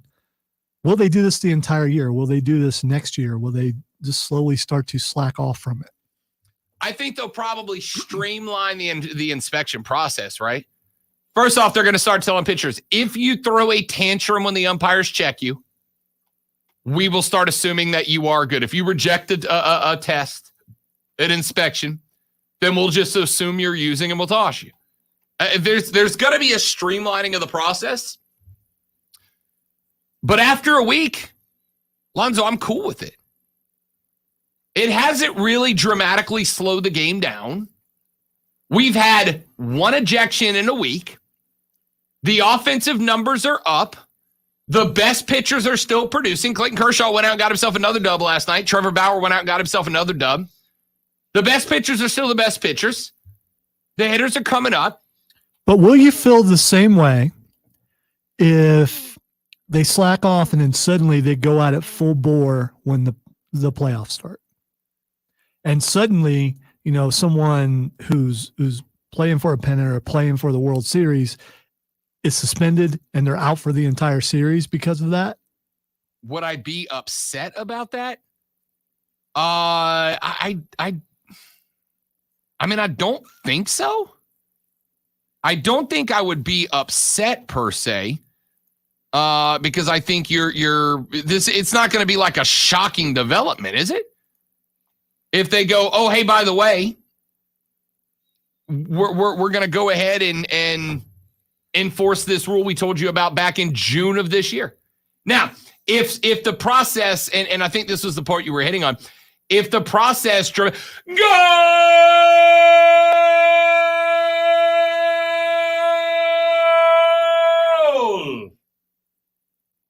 That was pretty good. England. It was a little short, but Well, I didn't want to do it for the whole rest of the segment. I could have. Raheem Sterling on the board for the English. 1-0. All right, show Mo Howard's face. I want to see it. England up now on Germany in the round of 16. The Brits have not had much to cheer about in the world of international football. There was a dude in the audience, looked like he had a towel tied around his neck like a superhero cape. Oh, it's a flag. Okay. Yeah, it's an international flag. It looked more like a towel than a flag. Well, their flag is like white, so. Okay, all right, because I have more respect if it was a towel. Oh, he is definitely onside. Definitely onside. Oh, no! Raheem may have been off. Are they going to check this? Raheem Sterling may have been offsides. Beautiful pass. Beautiful little through. Raheem goes to the backside of the keeper. Nice cross across the face. Right up underneath the extended arms. That's as good as you can score that goal. All right, it's still on right now. I'll let you know if there is an offsides check. So if they reverse this, when I put the podcast together, should I reverse the goal and make it backwards? Log. All right. We'll update you if the VAR check does go through. So far, I have not seen anything to indicate that they will be checking VAR to see if he was offsides, but 1-0 to the British now. Nope, we are underway, so that will stay. That scoreline will stay there. All right, so back to the baseball thing, and then we'll call it a segment. If they dramatically change the process between now and the playoffs, and then when they get to the playoffs, they go back to how June was, then yeah, only because, hey, man, put the process in place, legislate it, figure it out, and then let's see how it goes. And that's what they've seemed to have done so far. I hope they don't change it dramatically. Well, see, that's my point is they do that. So they've established it. It's there. Then because there's so many stinking games in baseball, then suddenly they just stop. I mean, every once in a while they'll go out there just to let the players know that they're wink, still looking. And then suddenly the playoffs happen and then they're back at it like they're doing right now. I'll be thoroughly surprised if it plays out that way. Thoroughly surprised. Pitchers, they'll have a bigger problem within the Players Association than they will at that point. Thoroughly surprised if it goes that way, but we'll find out. Ray and Greer text in. Gave himself, speaking of third person, he gave himself his own hashtag Ray and Greer. I respect that, Ray. I respect that. ESPN, I think they should check into the dugout while the other pitcher is warming up. Hashtag Ray and Greer. Well, hashtag Ray and Greer. I'm actually good with that. Who was it? Was it Trevor Bauer yesterday? Trevor Bauer said, hey, we got to come up with a better way to do this. We got to come up with a better way to do this. What if we have a third party guy who's in the dugout and he analyzes, right? They swab the glove and you get a certain percentage of oil or sunscreen or whatever that's allowed. And if you cross over that percentage, you're ejected, whatever, to take some of the subjectivity. I think that's the big thing, right? Subjectivity. It's the subjectivity. What might be considered too sticky of a glove for one umpire may not be considered too sticky of a glove for another one. Would that change anything up? Maybe. Speaking of Trevor Bauer, I agree with something that happened yesterday. I'll hit this because I don't want to multiple baseball segments here. So, let me grab, if you don't mind, clip number 7A. Buster Posey at the dish yesterday, and I don't even need to say the name of the umpire. You already know who we're going to talk about. Here's the reaction from the play-by-play crew. Oh, man. Now that's a big strike zone all of a sudden, and Buster can't believe it. Well, in the course of an at-bat, the outside corner will get established by Angel Hernandez. And, okay, you're saying, all right, that's where it's at. And then all of a sudden, he'll expand the zone. And here he expands it by about 6 inches, and it winds up costing Posey an at-bat. Please stop. Listen, every baseball play-by-play guy in America, please stop kissing Rob Manfred's stupid clown butt. All right? Stop. Oh, man, expanded the strike zone. Lonzo, based on that call, how far outside do you think the ball was off the dish there? Stab in the dark. 6 inches. That ball was 8 inches off the outside. 8 inches. Lonzo, it was this far outside. By the way, Rob, I know what 8 inches is, but thank you. That's threatening Ohio State doctor promo levels, for the record. See, you're the only one who went there. You're holding your fingers up. Absolutely not the only one who went there. Yeah. You're holding your fingers out and showing me as if I don't understand what a tape measure is and how to, 95% of our male listeners, when you said, I know what 8 inches went, yeah, okay. 95%. Last I checked, I thought I was on the Rob Brown show and not Offsides, but maybe I'm wrong. Oh, you just going to make it personal then. All right. You just going to make it personal like that. I expect those sort of things from the other host. All right. Not from you. Make it personal. Okay. All right. Well, you come at Lonzo going to come at you. And he's back to the third person, ladies and gentlemen. Look. The ball was terrible. And then to follow it up, now there are not one, ladies and gentlemen, but two subjects that put me and Trevor Bauer on the same page. Clip 7, it's very short. Listen to Trevor Bauer and know, Lonzo, that Trevor Bauer for this clip, as we talk about sticky stuff, Trevor Bauer for this clip speaks for Rob Brown. Any other questions for Trevor? Thanks, Trevor. Yeah. Surprised no one asked about Angel Hernandez. End quote. Surprised no one else asked about bleeping Angel Hernandez. He was once again bad at his job. Once again, calling balls 8 inches off the plate. Texter says, wait, is it pitching based on subjectivity? Lonzo, what's the first thing you learn when you play minor league baseball? When you play T-ball? A strike goes over the plate. It's over the plate. And either it is or it isn't. It's either over the plate or it's not.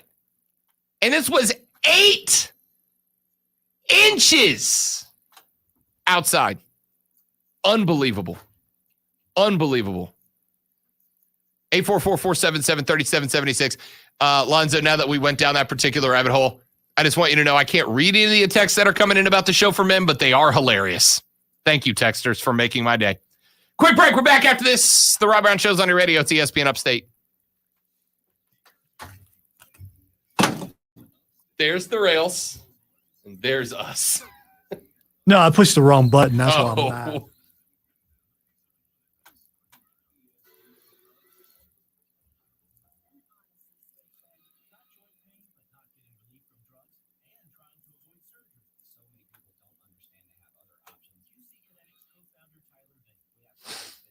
I must now be on guard and not do that sort of thing again. What sort of thing? Set myself up. Not on purpose. Oh, man. It just means you come from a more pure background of thought than I do, Lonzo. That's all that means. And that may come to you as a shock.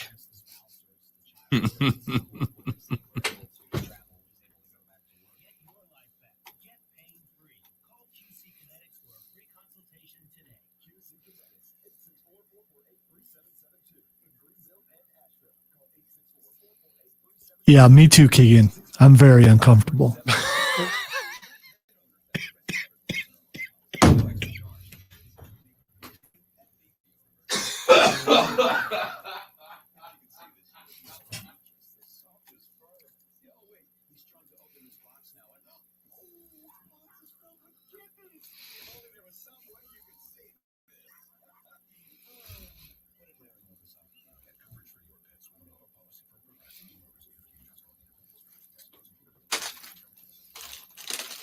I'm going to go to the window and stare out right now.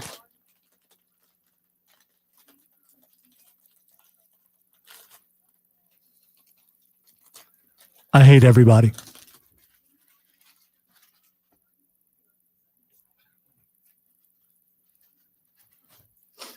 Keegan, that was the worst thing you've ever said to me.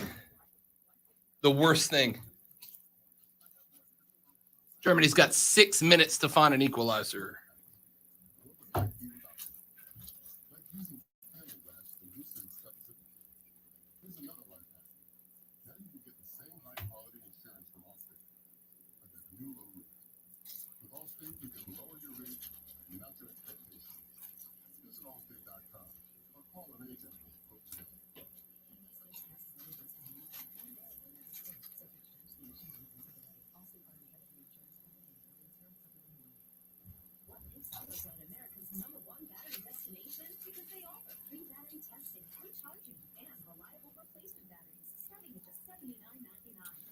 I just tried to write that I'm sympathetic to Scottie Pippen, and I wrote I'm spaghetti to Scottie Pippen.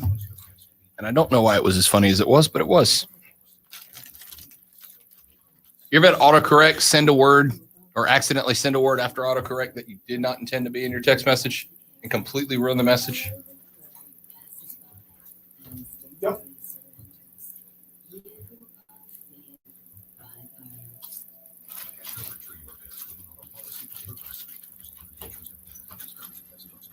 By the way, I'm not mad. I was embarrassed. I'm meeting that one now. Gotcha. Okay. I just stopped to ask you. I was going to apologize if that went further with.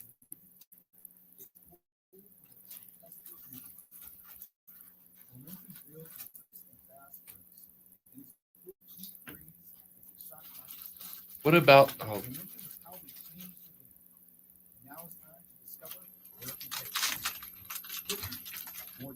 What you want me to? Oh, it's back on if you needed something. The break screen is back up. I thought you were going to say something. No. Oh, I thought you were checking to see if the break screen was No, off. I've seen how much time up in the day. But being nervous thinking I'm mad. Instead of embarrassed, I set myself up for that. And the listeners are brutal. The listeners are brutal today. Even Keegan's getting on the pile. Pastor Keegan, the unofficial official chaplain of the Rob Brown Show, is getting in on the beatdown today. Dar said, "This is my government name." You just lost a little of the Twitter mystique there, Darth.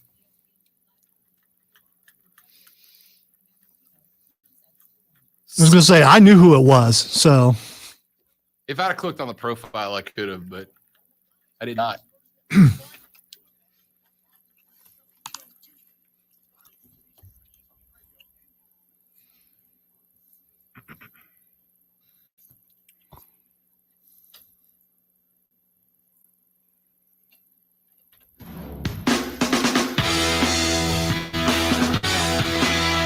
The Rob Brown Show's back radio. It's ESPN Upstate. 844-477-3776. 844-GSP. ESPN is the number. I get incredibly frustrated when baseball is willing to, and again, I'm on board with checking for the substances. I have had no issue with the procedures. But I have a problem when baseball's like, hey, we're not getting enough hits. It's either walk, home run, or strikeout. Offensive numbers are down. The average pitcher in Major League Baseball, has a strikeout rate on par with Nolan Ryan in his prime. We got to fix this problem. And that's good. That's good. They're proactive. This would almost make you believe what a lot of people believe, that sports are fixed, that league presidents and managers and all these kind of guys at some point will go, okay, it's time for us to do this, but we'll do it in the guise of a rule change just to make things go the way we think they should go. Making the game better. To me, yes, it is. To me, having 25 to 30% of batters strike out when Nolan Ryan struck out 25% is not ideal. But here's this is where I'll say you cross the line from fixing a sport versus tinkering with it. It's across all teams, right? Fixing it is when the LA Rams knock a New Orleans Saints receiver 3 seconds before the ball gets there and don't get a pass interference call on the most clear pass interference of the playoffs. That's fixing a sport. It does not surprise me how quickly you had that ready to pull the trigger on, for the record. That was fixing a sport. The Saints getting knocked out of the playoffs, that pass interference call, that's fixing the sport. By the way, there was a goal, and Zoe played the conspiracy music, so he took the wind out of my sails of another goal call. Anyway. You went New Orleans Saints, so I'm obligated because that was the reason why I put this bed together in the first place, to play it. It's not a conspiracy, Lonzo. It's a fact. It's a fact. Tinkering with the rules that impact all teams across the sport is different, right? The Oakland Athletics don't lose any competitive edge to the Texas Rangers because pitchers are getting checked. It's something that impacts everybody. Fine. Here's where you do lose me. When you make this rule, when you impact the game this much, when you stop the game multiple times to check guys, but Angel Hernandez is still calling plays to the point that major league pitchers are calling him bleeping Angel Hernandez coming out of press conferences. That's where you lose me. That's where I go, here's your problem, baseball. Fix this one. And I know it's tough because of the umpires union and all that. But fix it. But fix it. I'm begging you. I'm begging you to fix it. You're big. You can't even address that. It's unbelievable. Quick break. When we come back,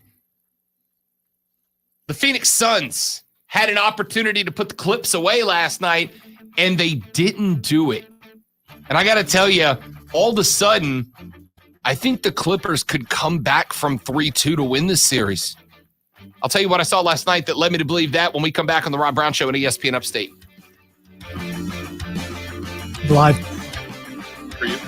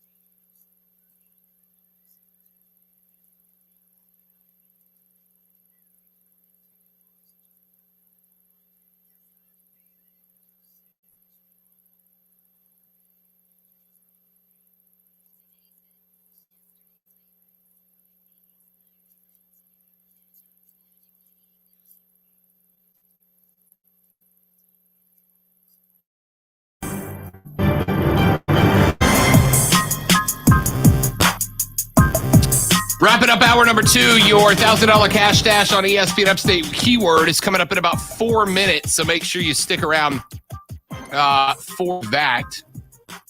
In the next hour of the show, we're going to get into a little bit of college baseball. Vanderbilt yesterday smoked Mississippi State in game 1. Game number 2 tonight at 7 p.m. It is now do or die for the Bulldogs. It is either win tonight or be eliminated and allow Vandy to walk out with the championship.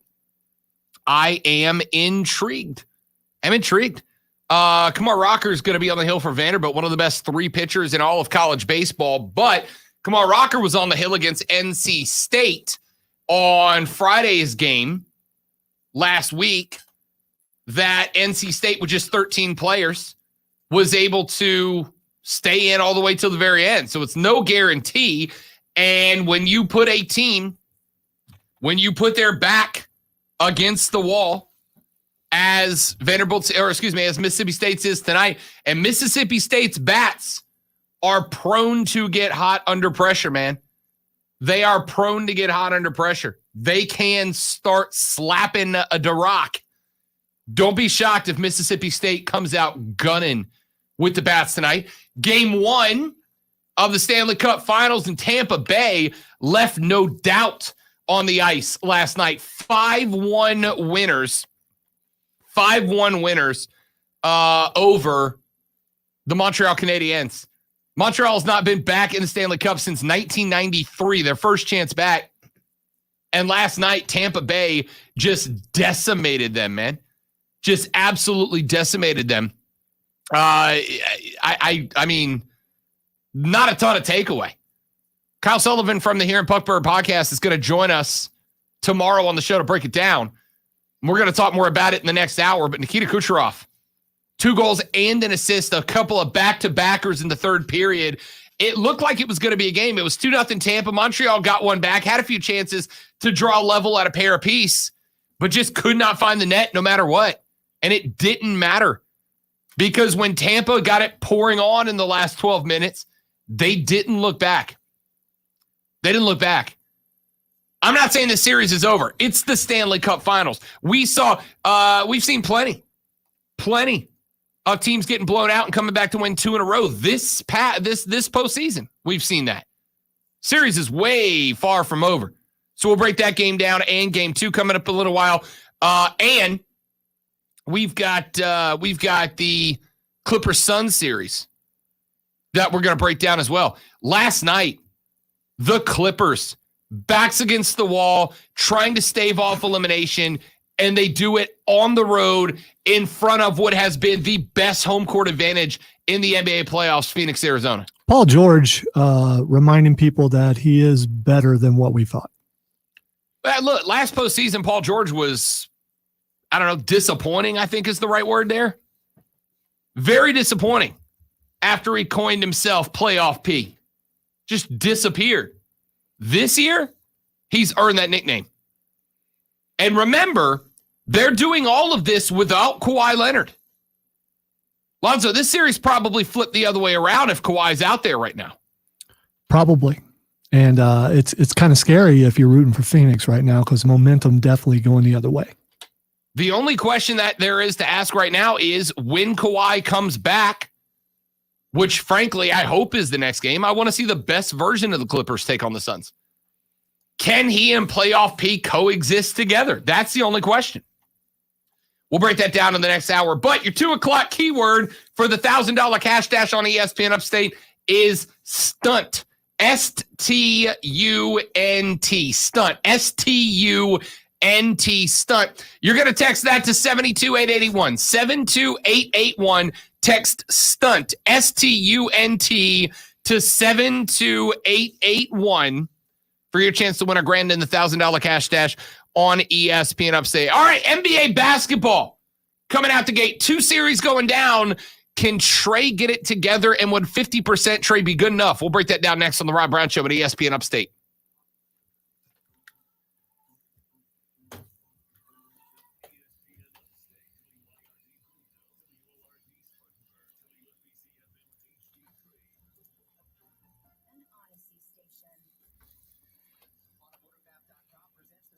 England 2-0 winners over Germany.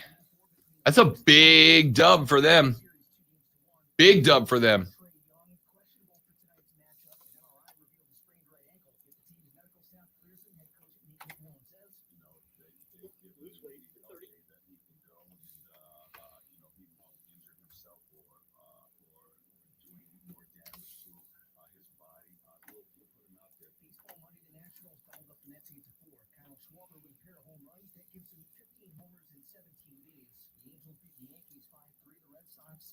The 15 home runs in 17 days. That's insane. So slacker. Why didn't you hit a home run every day? Of course, maybe he didn't play every day, but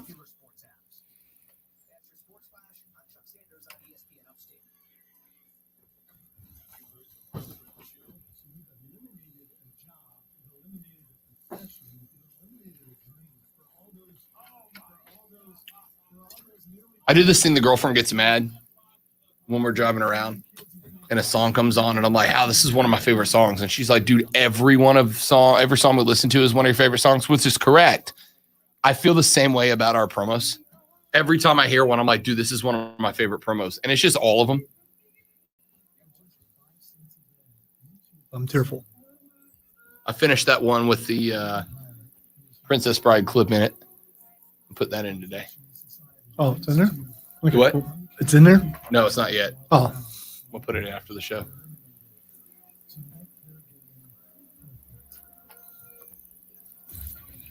I don't know. We may have so many that it makes somebody else look bad. I don't want to do that. This is my I'm worried about it face. Glasgow, Scotland. It's Scotland. I'm waiting for the fix the curve question. Hey, man, could you slack off so we can bring the... No. No. Now we're going to have to put more in there. Thank you.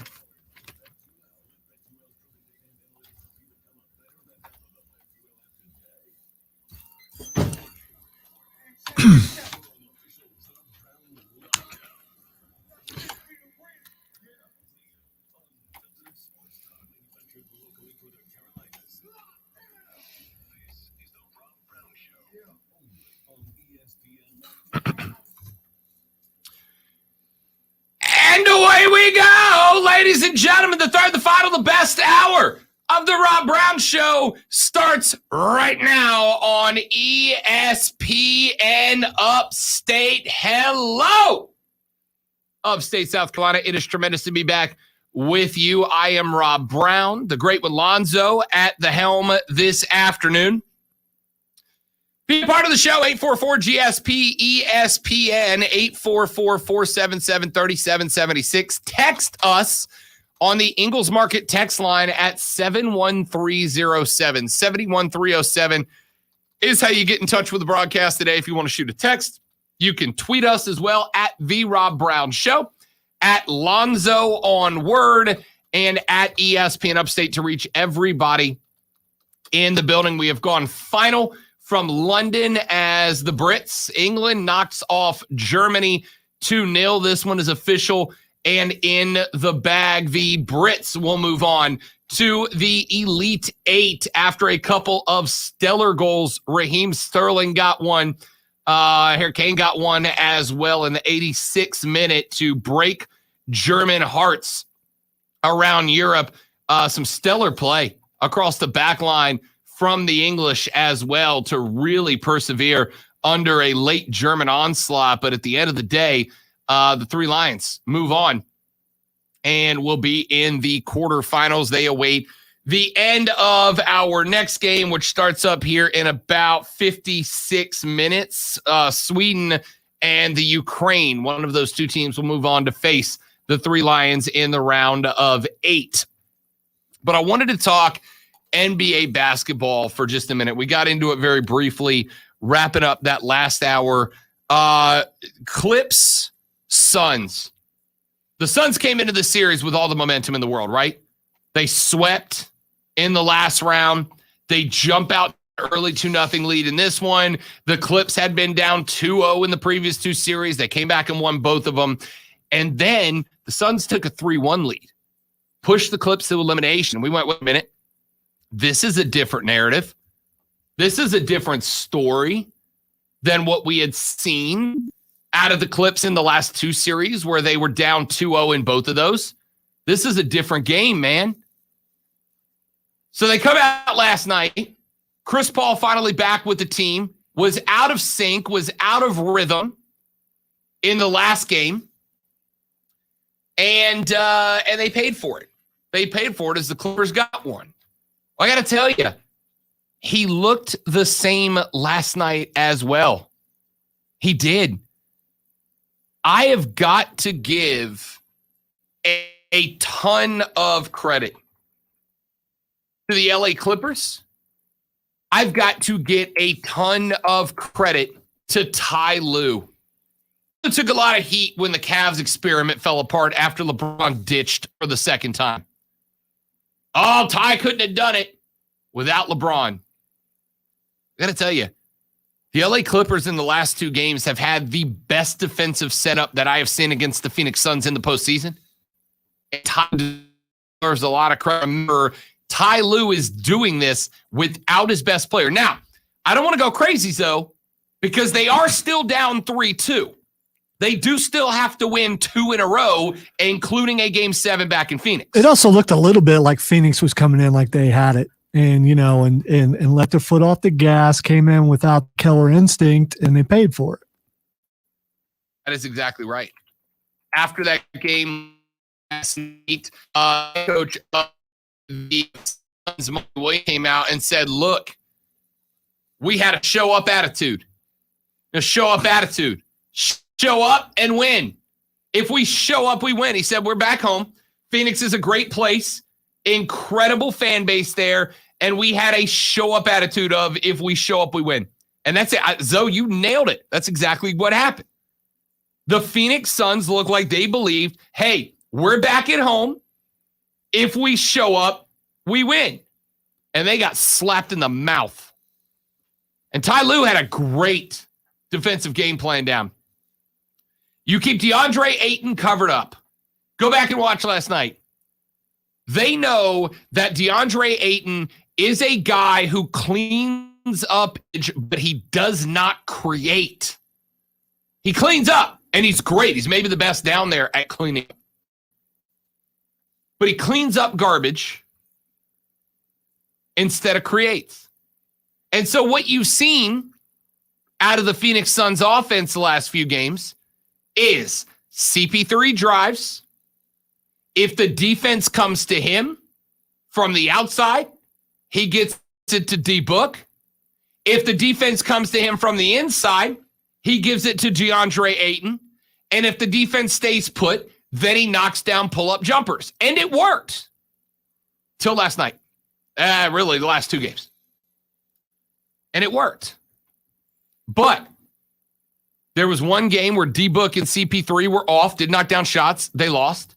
And last night, instead of going back to that, because you know law of averages says CP3 and Devin Booker are going to hit more shots than they miss in big-time situations. So last night what they did was they said, tell you what, CP3, we're just going to play you up straight man. We're going to leave DeAndre Ayton one-on-one down low, draw the defense from elsewhere, because we don't know if there's anybody else on the court that can hurt us. We're going to leave Ayton home. We're going to leave it open passing lane, but we're going to make DeAndre Ayton be the guy down low to beat us. And last night, DeAndre Ayton had stone hands, man. Stone hands. Couldn't catch an open pass to save his backside. And the Clips ate him up. And then, of course, you had George being clutched down the stretch. By the way, Paul George knocks those 2 free throws down the other night. The series is flipped. It's 3-2 Clips right now. Paul George has been lights out. He missed 2 free throws late in that other loss, in the last loss, not last night, but the one before it. Missed 2 free throws down the stretch. And I firmly believe they lost because of that. He knocks those free throws down. The Clips win that game. They're up 3-2 instead of down 2-3. He's been that good. He's been that good. So DeAndre Ayton was made to be the man last night, and he failed miserably, and that credit goes to Ty Lue. So the only question that I have left, Lonzo, is when Kawhi Leonard comes back, can he and the Paul George we're seeing today, is there enough basketball to go around for those two guys to coexist on the offense together? The only question I got. Yeah, Kawhi shared the ball before. I think he's smart enough to look and see what Paul George is doing. But I think it's not about Kawhi. It's more about Paul George. Will he take a step back on purpose because he feels like he doesn't have to carry the load? And if he does take a step back, will he step back too far? Yeah, does he regress? I agree. See, because, and this is one of those times where I get really intrigued by the psychology of sports. Because we've got two Paul Georges. You got playoff Pete from last year who stepped out of the way, and it cost him. And then you got Paul George from this postseason who is the way. The question mark here is going to be, which one of those Paul George plays next to Kawhi Leonard? Or can he find a happy? He's got to find a happy medium, right? He's got to find he can't do what he did last year and get completely out of the way to let Kawhi be the guy. And keep in mind, so far in this postseason, when guys have come from injury, it's been slow getting back. CP3 didn't come back from injury and look great off the get, even though he looked great before he got injured, before the COVID breakdown, right? He came back and he looked a little sluggish for a couple of games. So if you're Ty Lue, do you want him to come back? Oh, yeah. Dude's still an all-star. Yeah, but at the same time, you see what the team looks like without him. I don't – but you got 2 games to play around with. I mean, you'll either be eliminated or you get another game. Right. So I don't know. I think if Phoenix plays the game that they've been playing coming into this series, that they should win the thing. And the fact that they've been up this much, you would think the leadership would step up and go, "Hey man, we got to do better next time." And I think this thing's over next game. Well, I go back and look at the Denver series, right? I think Denver was a good matchup for them. Without Jamal Murray on the floor, Denver had to run the whole lot of Nikola Jokic. And on the flip side, Nikola Jokic was the defense for Denver. So all they did, all right, well, we're not going to have DeAndre be the guy because Jokic is down there. He can't be the guy. So we're going to work outside. They don't really have anybody to compete, and it worked. Problem with the Clips right now is that they're pretty level down inside. By the way, Boogie Cousins is playing the best basketball we've seen Boogie play in a minute.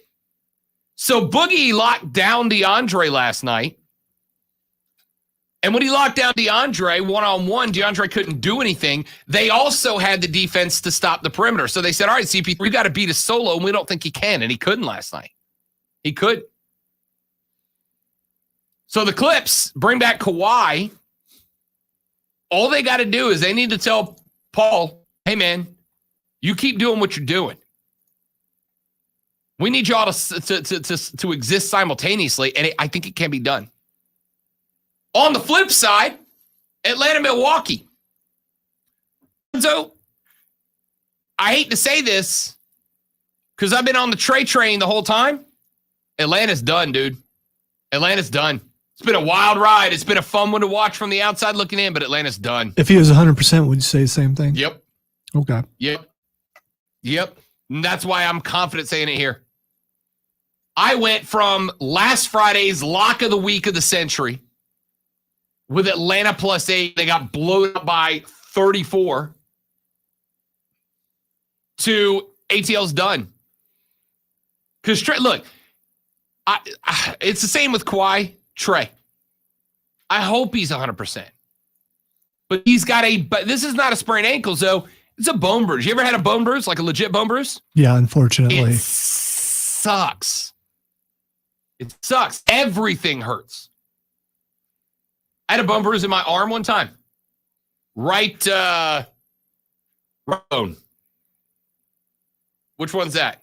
The one under your bicep? Yeah, that one. What's that? one. It's your bicep. Femurs in the leg. Radius and ulna are here. The radius and ulna are in the wrist. What's the bicep bone called? You know what I'm talking about. Stop laughing at me. You know what I'm talking about. Yeah, Zoe's doing the research. That's what that tap is. Anyway, I had a bone bruise in the arm one time. And let me just tell you, ladies and gentlemen, there's no shrug it off. There's no play through it. It freaking hurts. It hurts. There's a doctor or nurse right now listening to it like these guys are idiots. I probably went to the wrong. I'm looking at skeleton and looking for an air, but like each picture at upper arm. Duh. And we're looking for the scientific term here, not upper arm. Humerus. Yeah, I just found it. Yeah. Humorous. We couldn't remember that. Anyway, I've had that. It hurts. It sucks. That's the point. That was the point of that whole story. Trey's not 100% tonight.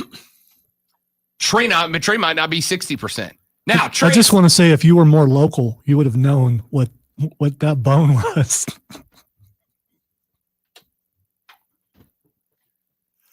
That was very funny, though. I dare say it was humorous. Good night, everybody. Trey ain't but 60% at tops tonight. Now, Trey at 60% is probably still good for 20 points and 8-9 assists. All right? He's good enough to be responsible for 38, 40 points. But it's good enough. I'm very sorry. It's not good enough. Milwaukee with Chris Middleton. Now, Middleton may come back down to earth. He had a phenomenal last game. What do you go, 38 in a fistful of assists? He might very well come back down to earth. He might very well come back to his average tonight. But even if he does, Giannis is taking this series over now. Giannis is taking this. The Milwaukee Bucks are built to beat Atlanta right now. If Trey was 100%, maybe. But this series is over. Between the two, Phoenix, LA in the air, Atlanta's done. Write them off. Write them off. All right, let's take a break. When we come back, something we have not addressed yet, and that's the comments of Jalen Rose regarding the Team USA basketball roster. I'm going to address that coming up next. I'm Rob Lonzo. It's ESPN Upstate. I did implode the... Yes, I did. Okay.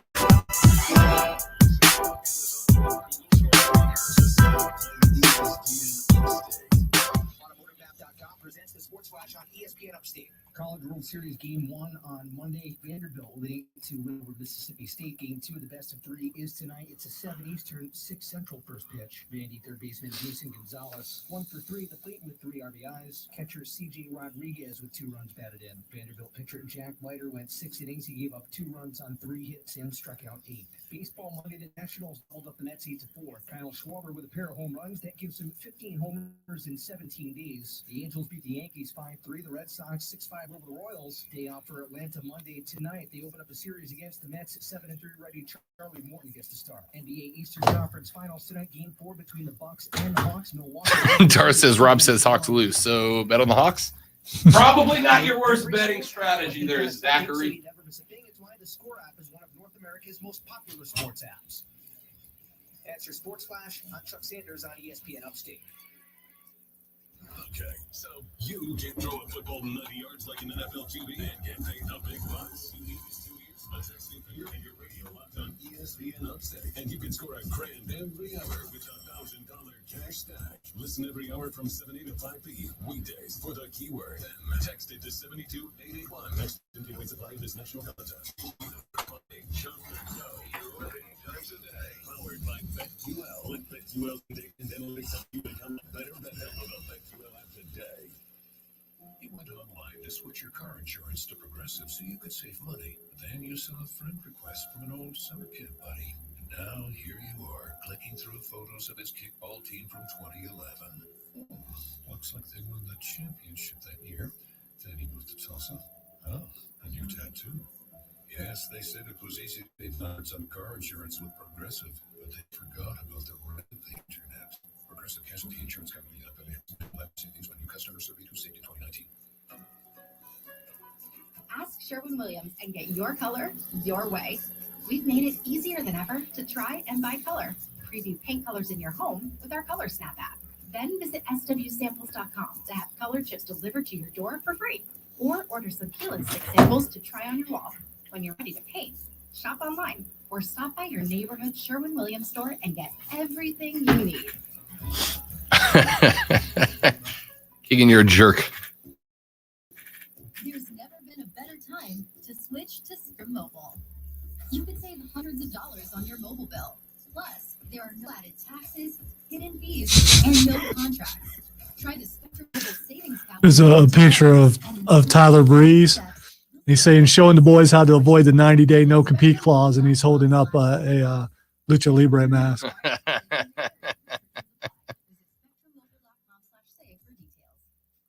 Spring is in the air, and the Upstate Golf Cart is now on sale. For just $99, get rounds of golf on 9 Upstate courses like Linkso Tryon, The Rock, Pebble Creek, and more. Get yours today at upstategolfcart.com. That's upstategolfcart.com. Break out the barbecue and fireworks and celebrate America's birthday with all new exclusive stations only on Odyssey. We've done all the work to select the tunes that will rock your July 4th goodie. Check Barbecue Alt, playing fun alternative party tunes that take you back to the best summers ever. Freedom Rock, saluting our freedom with the best rock songs. Or Red, White, and You, playing your favorite patriotic country songs. The new Odyssey exclusive stations are your 4th of July soundtrack. By Odyssey. Get your party started on the Odyssey app today. Progressive wants your pets to be their best selves, so we cover them in our auto policy, and we created this self-empowerment series. 1 minute. You are perched by the windowsill, working on a truly epic hairball. A lowly bird passes by and instinctively surrenders. You are feared by birds. Get coverage for your pets with an auto policy from Progressive. Progressive Casualty Insurance Company and affiliates. Coverage for cats and dogs included with the purchase of collision coverage and is subject to policy terms. Goodyear knows the importance of keeping momentum as you head down the stretch. Momentum starts with movement. It's pulled from the air like a contested rebound. Momentum builds with steals and fast breaks, and is proven by deep threes as the shot clock expires. Momentum is how we change the game. And now it's time to discover where it can take us. Goodyear, more driven. This report is sponsored by Audible. Make it a summer to remember with Audible. It delivers everything you love listening to all in one app. Stream the newest hot releases, bestsellers, Audible originals, popular podcasts, and more. Start listening free with a 30-day trial at audible.com. Real, unfiltered sports talk brewed locally. Oh my God,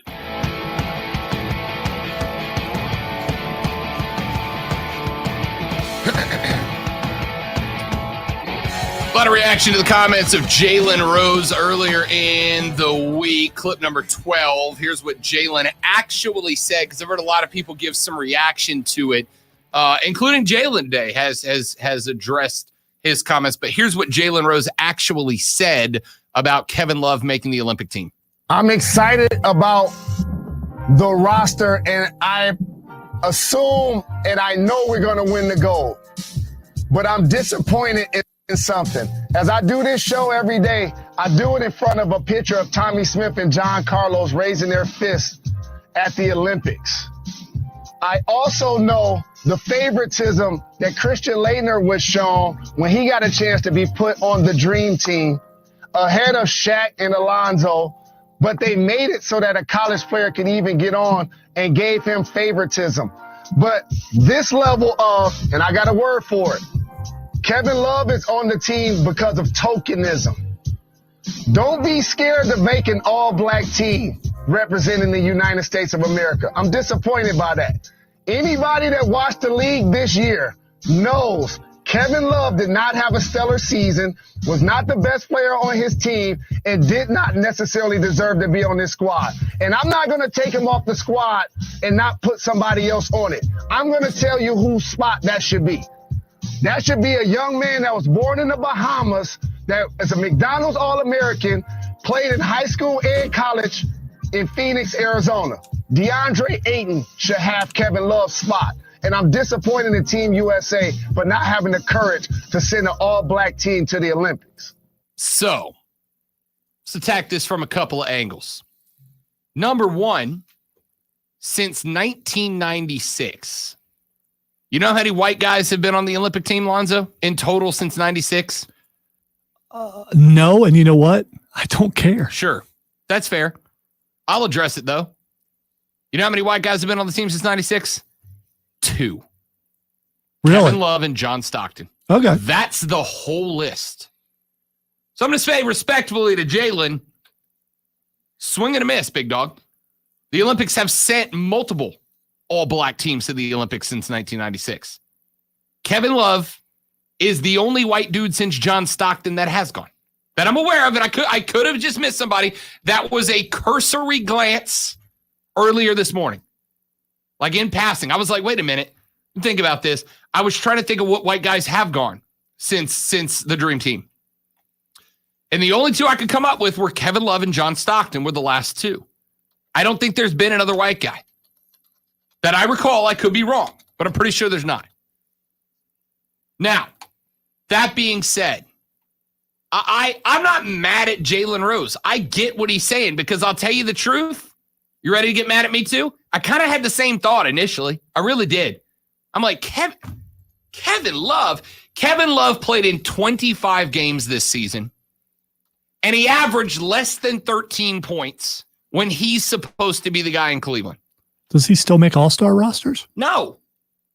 I have 6 guys off the top of my head that play a 4 or 5 role better than Kevin Love does. All right? Now, Jerry Colangelo fired back and said, we didn't pick Kevin Love to go because Kevin Love's a great player. We picked him because he's been there. He's done that. He's got veteran leadership. He was on the World Cup team that just won the FIBA Basketball World Cup. He was on the last Olympic team that won gold. He's been there. He's done that. And we need the leadership. In fact, Colangelo went so far as to say, hey, look, we're not going to play all 12 guys consistently. We need some glue guys, right? All right. The first Team USA team that pops up on my screen is 2016. I don't see any white dudes. Nope. Try 2012. Try 2012. London. 2012, Carmelo, Kobe, Tyson Chandler, Anthony Davis, Kevin Durant, James Harden, Andre Iguodala, LeBron James, Kevin Love. That's it. Try 08. Yeah, it's again, I did this off the top of my head, but I was trying to remember, like, did Jason Kidd go at any point? Yeah, Jason Kidd did go, 2008. But Jason Kidd's half black. Is he? Yeah. Again, didn't know. You make assumptions, but you don't know for sure. I mean, it doesn't really matter. Obviously, it does to Jalen Rose. He's trying to make a point, and the point is it's not a good point. It's not a good point because it's been done over and over and over. Go back to 2004. Iverson, Marbury, Wade, Boozer, Anthony James, Okafor, Marion, Stoudemire, Duncan, Odom, Jefferson. All black team. Yep. All right. So, Jalen, the whole Team USA basketball is afraid to send an all-black team. Bro, they have. With the exception of Kevin Love in 2012, you got to go back to John Stockton for the last white guy to go. Which is 1996. Yeah. 96 Atlanta was the last white guy outside of Kevin Love to go to the Olympics. Now. But is anybody calling him on this? Is anyone looking at this and going, hey, man, you're wrong? Nobody did it in real time, and that did frustrate me, but he did it on a podcast. He doesn't have an ombudsman there who's calling him out in real time, right? It's a good word. Thank you very much. Like with us, there's a reason, Lonzo, that we keep the text and the phone lines open, right? If I say something dumb on air, I want you guys to call it out. No, Rob, you're wrong. And they do. And they do. Now, let me flip that argument for just a second on its head, because I heard this one. I heard another host say at one point, either I want to say late last week, early this week, said, "What if it was the other way around? What if it was a white dude that said send it all white team?" Right. It is a different story when you were talking about somebody coming from a position of being a minority and asking for representation. Jalen's wrong. Let's be very clear here. What Jalen Rose said is wrong, but asking for representation is not bad. That's why we talked about Carl Nassib last week, the guy from the Raiders who came out, first active NFL player to announce that he's gay. Representation matters. It's important. But I would also say to Jalen, at a point in time where many of us, not all, but many of us feel that these are tough conversations to have, but necessary conversations to have, Jalen Rose, you do detriment to the conversation when you make a statement like this. There is absolutely a point in time to say representation is important. Allowing athletes to have a voice is important. These things are important. I am curious, and I don't know how to Google this probably. What is the percentage of black players to white players in the NBA? Because I would guess that this is representative. I would, as far as percentages go. I mean, if it's would you say the league is, I'm guessing 75% black. I would have thought, like 85%. I'm gonna guess 75%. Feel free to research. Actually, I will research that just because I'm curious. I'm gonna guess 75%. So if it's that much, then it's over representation, if anything. Well, then you would say that white players are underrepresented on the team. Demographically speaking, it's overrepresented. There have been 2 white players since '96. Jalen is wrong. Team USA is not afraid to send an all-black squad. In fact, with the exception of Kevin Love since 1996, and by the way, in '96 there was only one white guy. Since he had to go back to 92 for the last team that there was more than one white guy on. And that was when Christian Laettner was on the squad with Stockton, and I think there was one more. If anything, Larry Bird? Yeah, dream team. If anything, you forgot Larry Bird. I'm my brain's in another place. I'm on high gear. It's high octane here, though. If anything, if you want to go that path, Jalen, I'd argue white guys have been underrepresented on the Olympic squad. Here's the thing, and this is I don't really hear an outcry about that either. I'm just saying. Here is where this conversation comes from. Lonzo, we send 12 guys to the Olympics. You know who I want on the team? The 12 best basketball players available. I don't care if they're all black. I don't care if they're all white. I don't care if they're purple. Well, I do, because then they can't breathe. But you get my point. I want the 12 best American basketball players. And if they're all black, I don't care. I'm still rocking the red, white, and blue on July 25th when games get going. Yeah, I don't care either. And if you look at Kevin Love, there's a lot of reasons why you want him to go. One, he has experience. He's been there before. That's the only reason. Well, there's another reason. You said he only played, 20-something games? Yeah, 25 games this year. He's rested. Yeah, I mean, he is. He's rested. And a lot of the guys that they want to go have played deep into the playoffs, and they're tired, and they don't want to play all year round. For the record, I'd still send DeAndre Ayton ahead of Kevin Love. And I ripped DeAndre Ayton 10 minutes ago on the show for having stone hands and coming up not clutch. But he's better than Kevin Love. See, I like Kevin Love just because I think he was put down way too much, and all the problems and things when Cleveland struggled, when Love was there, they put it all on Kevin Love and said it was all his fault, and it wasn't. Another name, Julius Randle, New York Knicks. He's been done for 2 weeks now. Julius, as far as I know, never said no to the squad that Kevin Love ahead of him. I will argue this. Jalen Rose's theory on why Kevin Love deserves an answer. Okay? It deserves an answer. I do want to know why Kevin Love made it ahead of Julius Randle. If Randle said no, okay, we're running out of force. And that's fine. But as far as I know, he did not say no. Julius Randle would have played for the Olympic team. And after the season he had this year, Julius Randle deserved to go ahead of Kevin Love. I agree with Jalen Rose on that point. But then he went one step further and said, it's a token white guy thing. It's a token white. They needed a token white guy to let the white people have their guy. I'll tell you right now, in the circles I run in, my basketball buddies that I chat with, not a damn one of us cares if there's a white guy on the team. I want the 12 best basketball players. Would you argue that Kevin Love is better than DeAndre Ayton? No.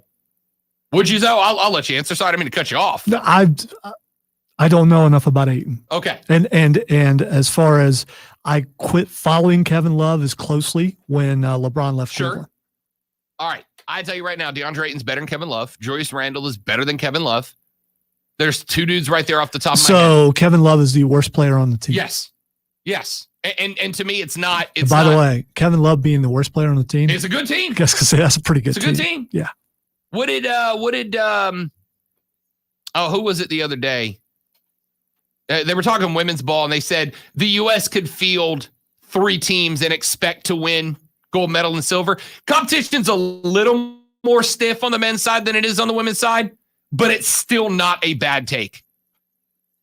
Kevin Love's the best, the worst player on the team, and that's not that. I mean, that's a good thing for the team. But if you needed a true 4, Randall and Ayton are better picks. So I understand what Jalen Rose is saying, and I'll be honest, I kind of had the same initial thought. I'm like, did they put Kevin Love on this team to have a white guy? Specifically to have a white guy? Now, I didn't go to, they're afraid to say all black, but did they put him on there just to have a white guy? Because I can't understand why they would have picked him over Julius Randle or DeAndre Ayton. But Jalen went too far when he said Team USA is afraid to have an all-black team. Bro, they have literally only had all-black teams with the exception of Kevin Love in 2016 and John Stockton in 96. That's it. Not that it matters, although it might matter a little. Who's the bigger international star? Who's the bigger name? I mean, Kevin Love probably would be known everywhere else. I don't know. I mean, the NBA is probably the only American sport that genuinely has superstars based on what they're doing today. I would say based on what they did, I'd say the other two guys are probably in the discussion. Now, if they come out and explain, hey, we picked him because we like how he fits with the rest of the team, that's why we picked him. Are you okay with that? Jalen won't be, but I mean, are you okay with that? I mean, I don't have any reason. I don't have any reason to contest it, right? That's one of those claims that it's like, if I tell you. In the end, they don't have to answer for it. They made the choice. Sure. And, that's fine. Colangelo's already came out and shut it down. Said, look, we brought the dude because he's got leadership. He's been here. He's won a gold. He just won on the FIBA World Cup team. He was one of the few active guys that was on the FIBA World Cup team that just won the Basketball World Cup. He has recent international winning experience. And that's the other thing. You bring someone that hasn't played in the Olympics and they don't understand that it is a little bit different. Yeah. There's a handful of guys on this team. Most of the guys on the team, first time in international competition at this level. Kevin Love, it's his third. Which is why you want to bring a guy in with experience that can help those guys out. So I accept the response from Jerry Colangelo. I'll accept that on its surface as this is the reason why. I'm fine with that. Like I said, I understand where Jalen is coming from, but I think he took it one step too far. It's the same discussion with the young lady in the hammer throw competition that turned her back from the American flag during the national anthem, and people are really, really mad at her. And my question is, does she not have a right to protest and allow her verse to be heard? When you start telling people you can protest, but not on my time, that's not free protest. That's not free speech. It's not what we were built on. I don't have an issue with it. Yeah, but as far as that goes, the Olympics has already put forth rules. And we've talked about it a couple of times. So if she's doing it here, she's going to do it over there. But again, and this is where we get into fun semantics and word games. At its core, a protest is a challenge to the rules, to the status quo. That's what a protest is. I'm going to make this example, and a lot of people are going to be mad at me. When they threw the tea crates off the side of Boston Harbor, the Brits went, oh, wait. That's our tea and aren't our time. If you want to protest another way. That's the point of a protest. So, I mean, I get the people say they want her out, but it is what it is. It is what it is. That's how protests work. What place was she? Third. She may not even make the team, I was for the record. I was going to say, there is a lot of controversy over this and everything, but she was third. Yeah. And you got to keep that in mind. There's a good shot that even if she does go, she's not making the podium. Yes. Correct. Absolutely. In fact, likely not. That is correct. By the way, I love it when I see people get mad at her. I go, hey, what's her name? Most people can't tell me the sport she protested. Alonzo, forget her name. They're so I can tell you the sport. I can't remember the name. Yeah, it's hammer throw. Hammer throw. And that's, I'm not saying you, but for most people, they only know that because I just said it, right? Who cares? Who cares? All right, let's take a break. One more quick segment, then Twitter trending topics to wrap it up on the Rob Brown Show. Rob Alonzo, you. This is ESPN Upstate.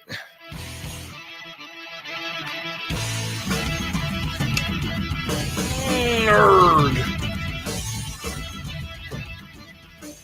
But still, the smart person realizes that Olympics, you're representing your country first, yourself second. So you're going to probably see your flag and hear your, unless you're just doing it so you can protest.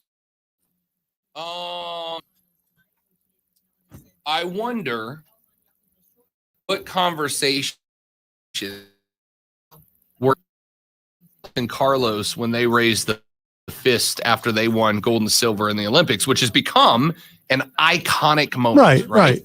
And I guarantee there were people going, this is not your time. Don't do it during the anthem. Put your fist down. This is not. Well, I guarantee you no one knew they were going to do that except for them.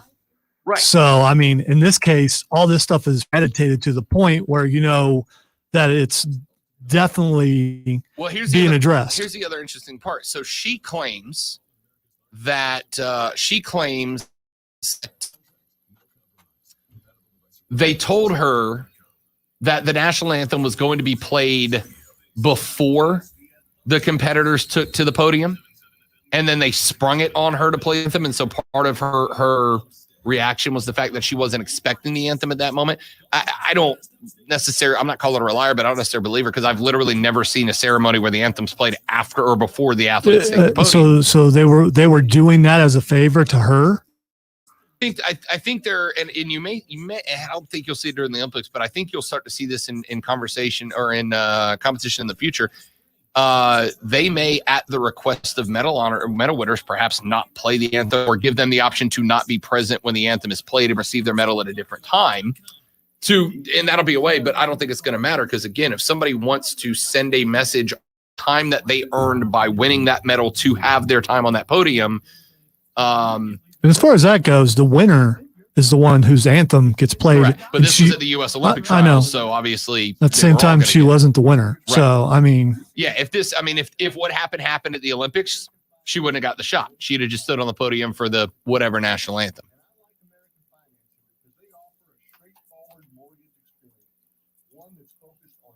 I see Peyton's got himself a new endorsement. Yeah, I was like, is that Peyton Manning? Golf cart in the final break. Okay. Probably do a real quick in and out segment here.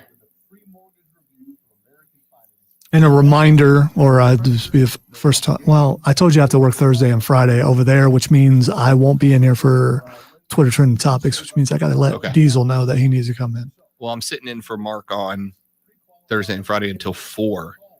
Friday, I will probably be doing the show remote on Comrex. But I'll mark that on my show prep. Or visit AmericanFinancing.net.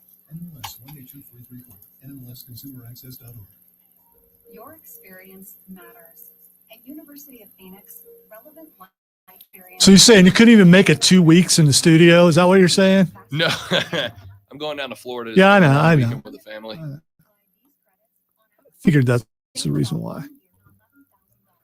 So I'm gonna go down on Thursday after the show, so I can have Friday afternoon and night with them instead of driving Friday night there at Friday at 1 a.m. then giving myself only Saturday and Sunday. You're making me want to take another vacation. Which, by the way, I know it sounds like I'm always, but I have another vacation. I just haven't planned it yet.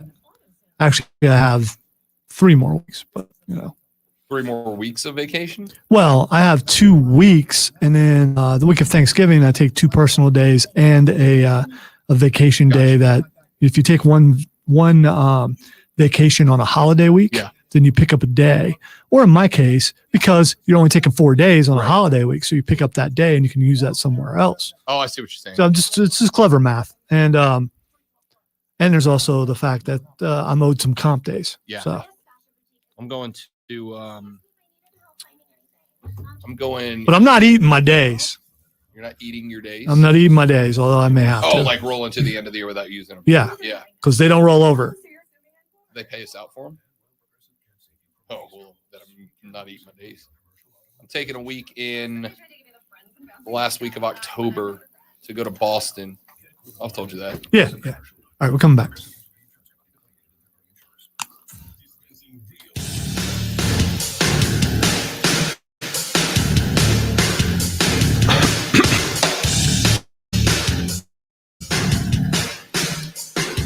Download the Odyssey app and discover hundreds of new exclusive music rotations available now for music fans, by music fans, for fans, by fans. Check out, for instance, some of these excellent stations.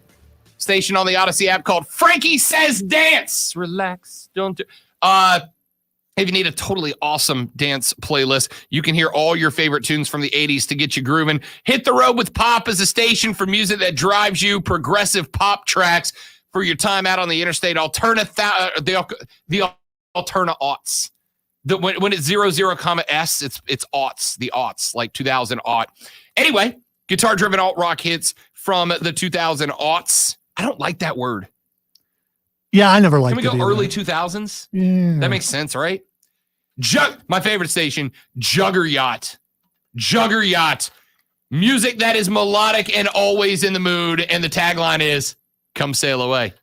So, yeah, I thought that's... Yeah, I was thinking Tom Brady when you said Juggeryacht. Tailgate Crashers, a country list for the best tailgates. Arena Rock, the best arena rock from the 70s and 80s. Troy Hughes Stadium anthems if you need some hype music, and tailgate rock. All of those stations by fans, for fans, on the Odyssey app, AUDACY. You'll find your favorite artist on Odyssey. Get the Odyssey app. Let's do this, he said, and then lost the place on his show prep that he was ready to go. All right, whatever. Let's just do Twitter trending topics. We have really shorted Twitter trending topics this week. We really have. So we're going to jump out a couple of minutes early and give it some full time. Zoe is looking at me with great apprehension right now. It's all right. It's that, I had a ton every day except for today. But the one, I've got one. Pull some old ones back. No. This one will take the entire time. You got one that's going to cover all the way we're up. good. Okay. We're good. All right. Twitter trending topics next. I'm Robbie Zoe. This is ESPN Upstate. Golf cart.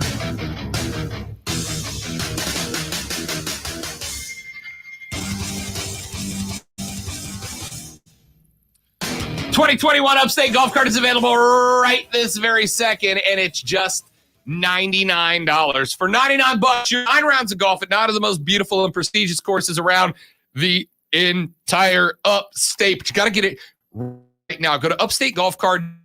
Learn is going to give you 9 rounds of golf throughout the remainder of the summer. Grab one for you. Grab one for a buddy. Take them all to go play a round of golf. You can't.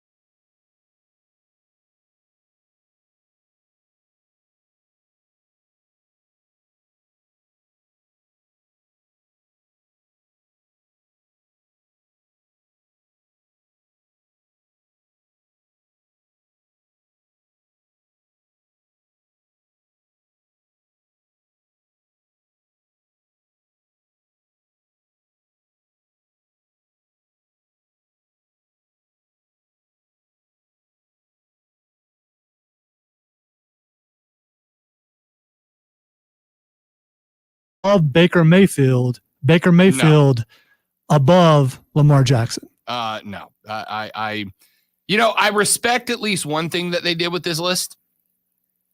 At least they made the top 5 legitimate before they decided to go, hey, click on us, please. Please respond for us. Well, I'll go top 3. I don't know if I go top 5 because once you get to Wilson, I mean, I'll say 4. I'll say top 4.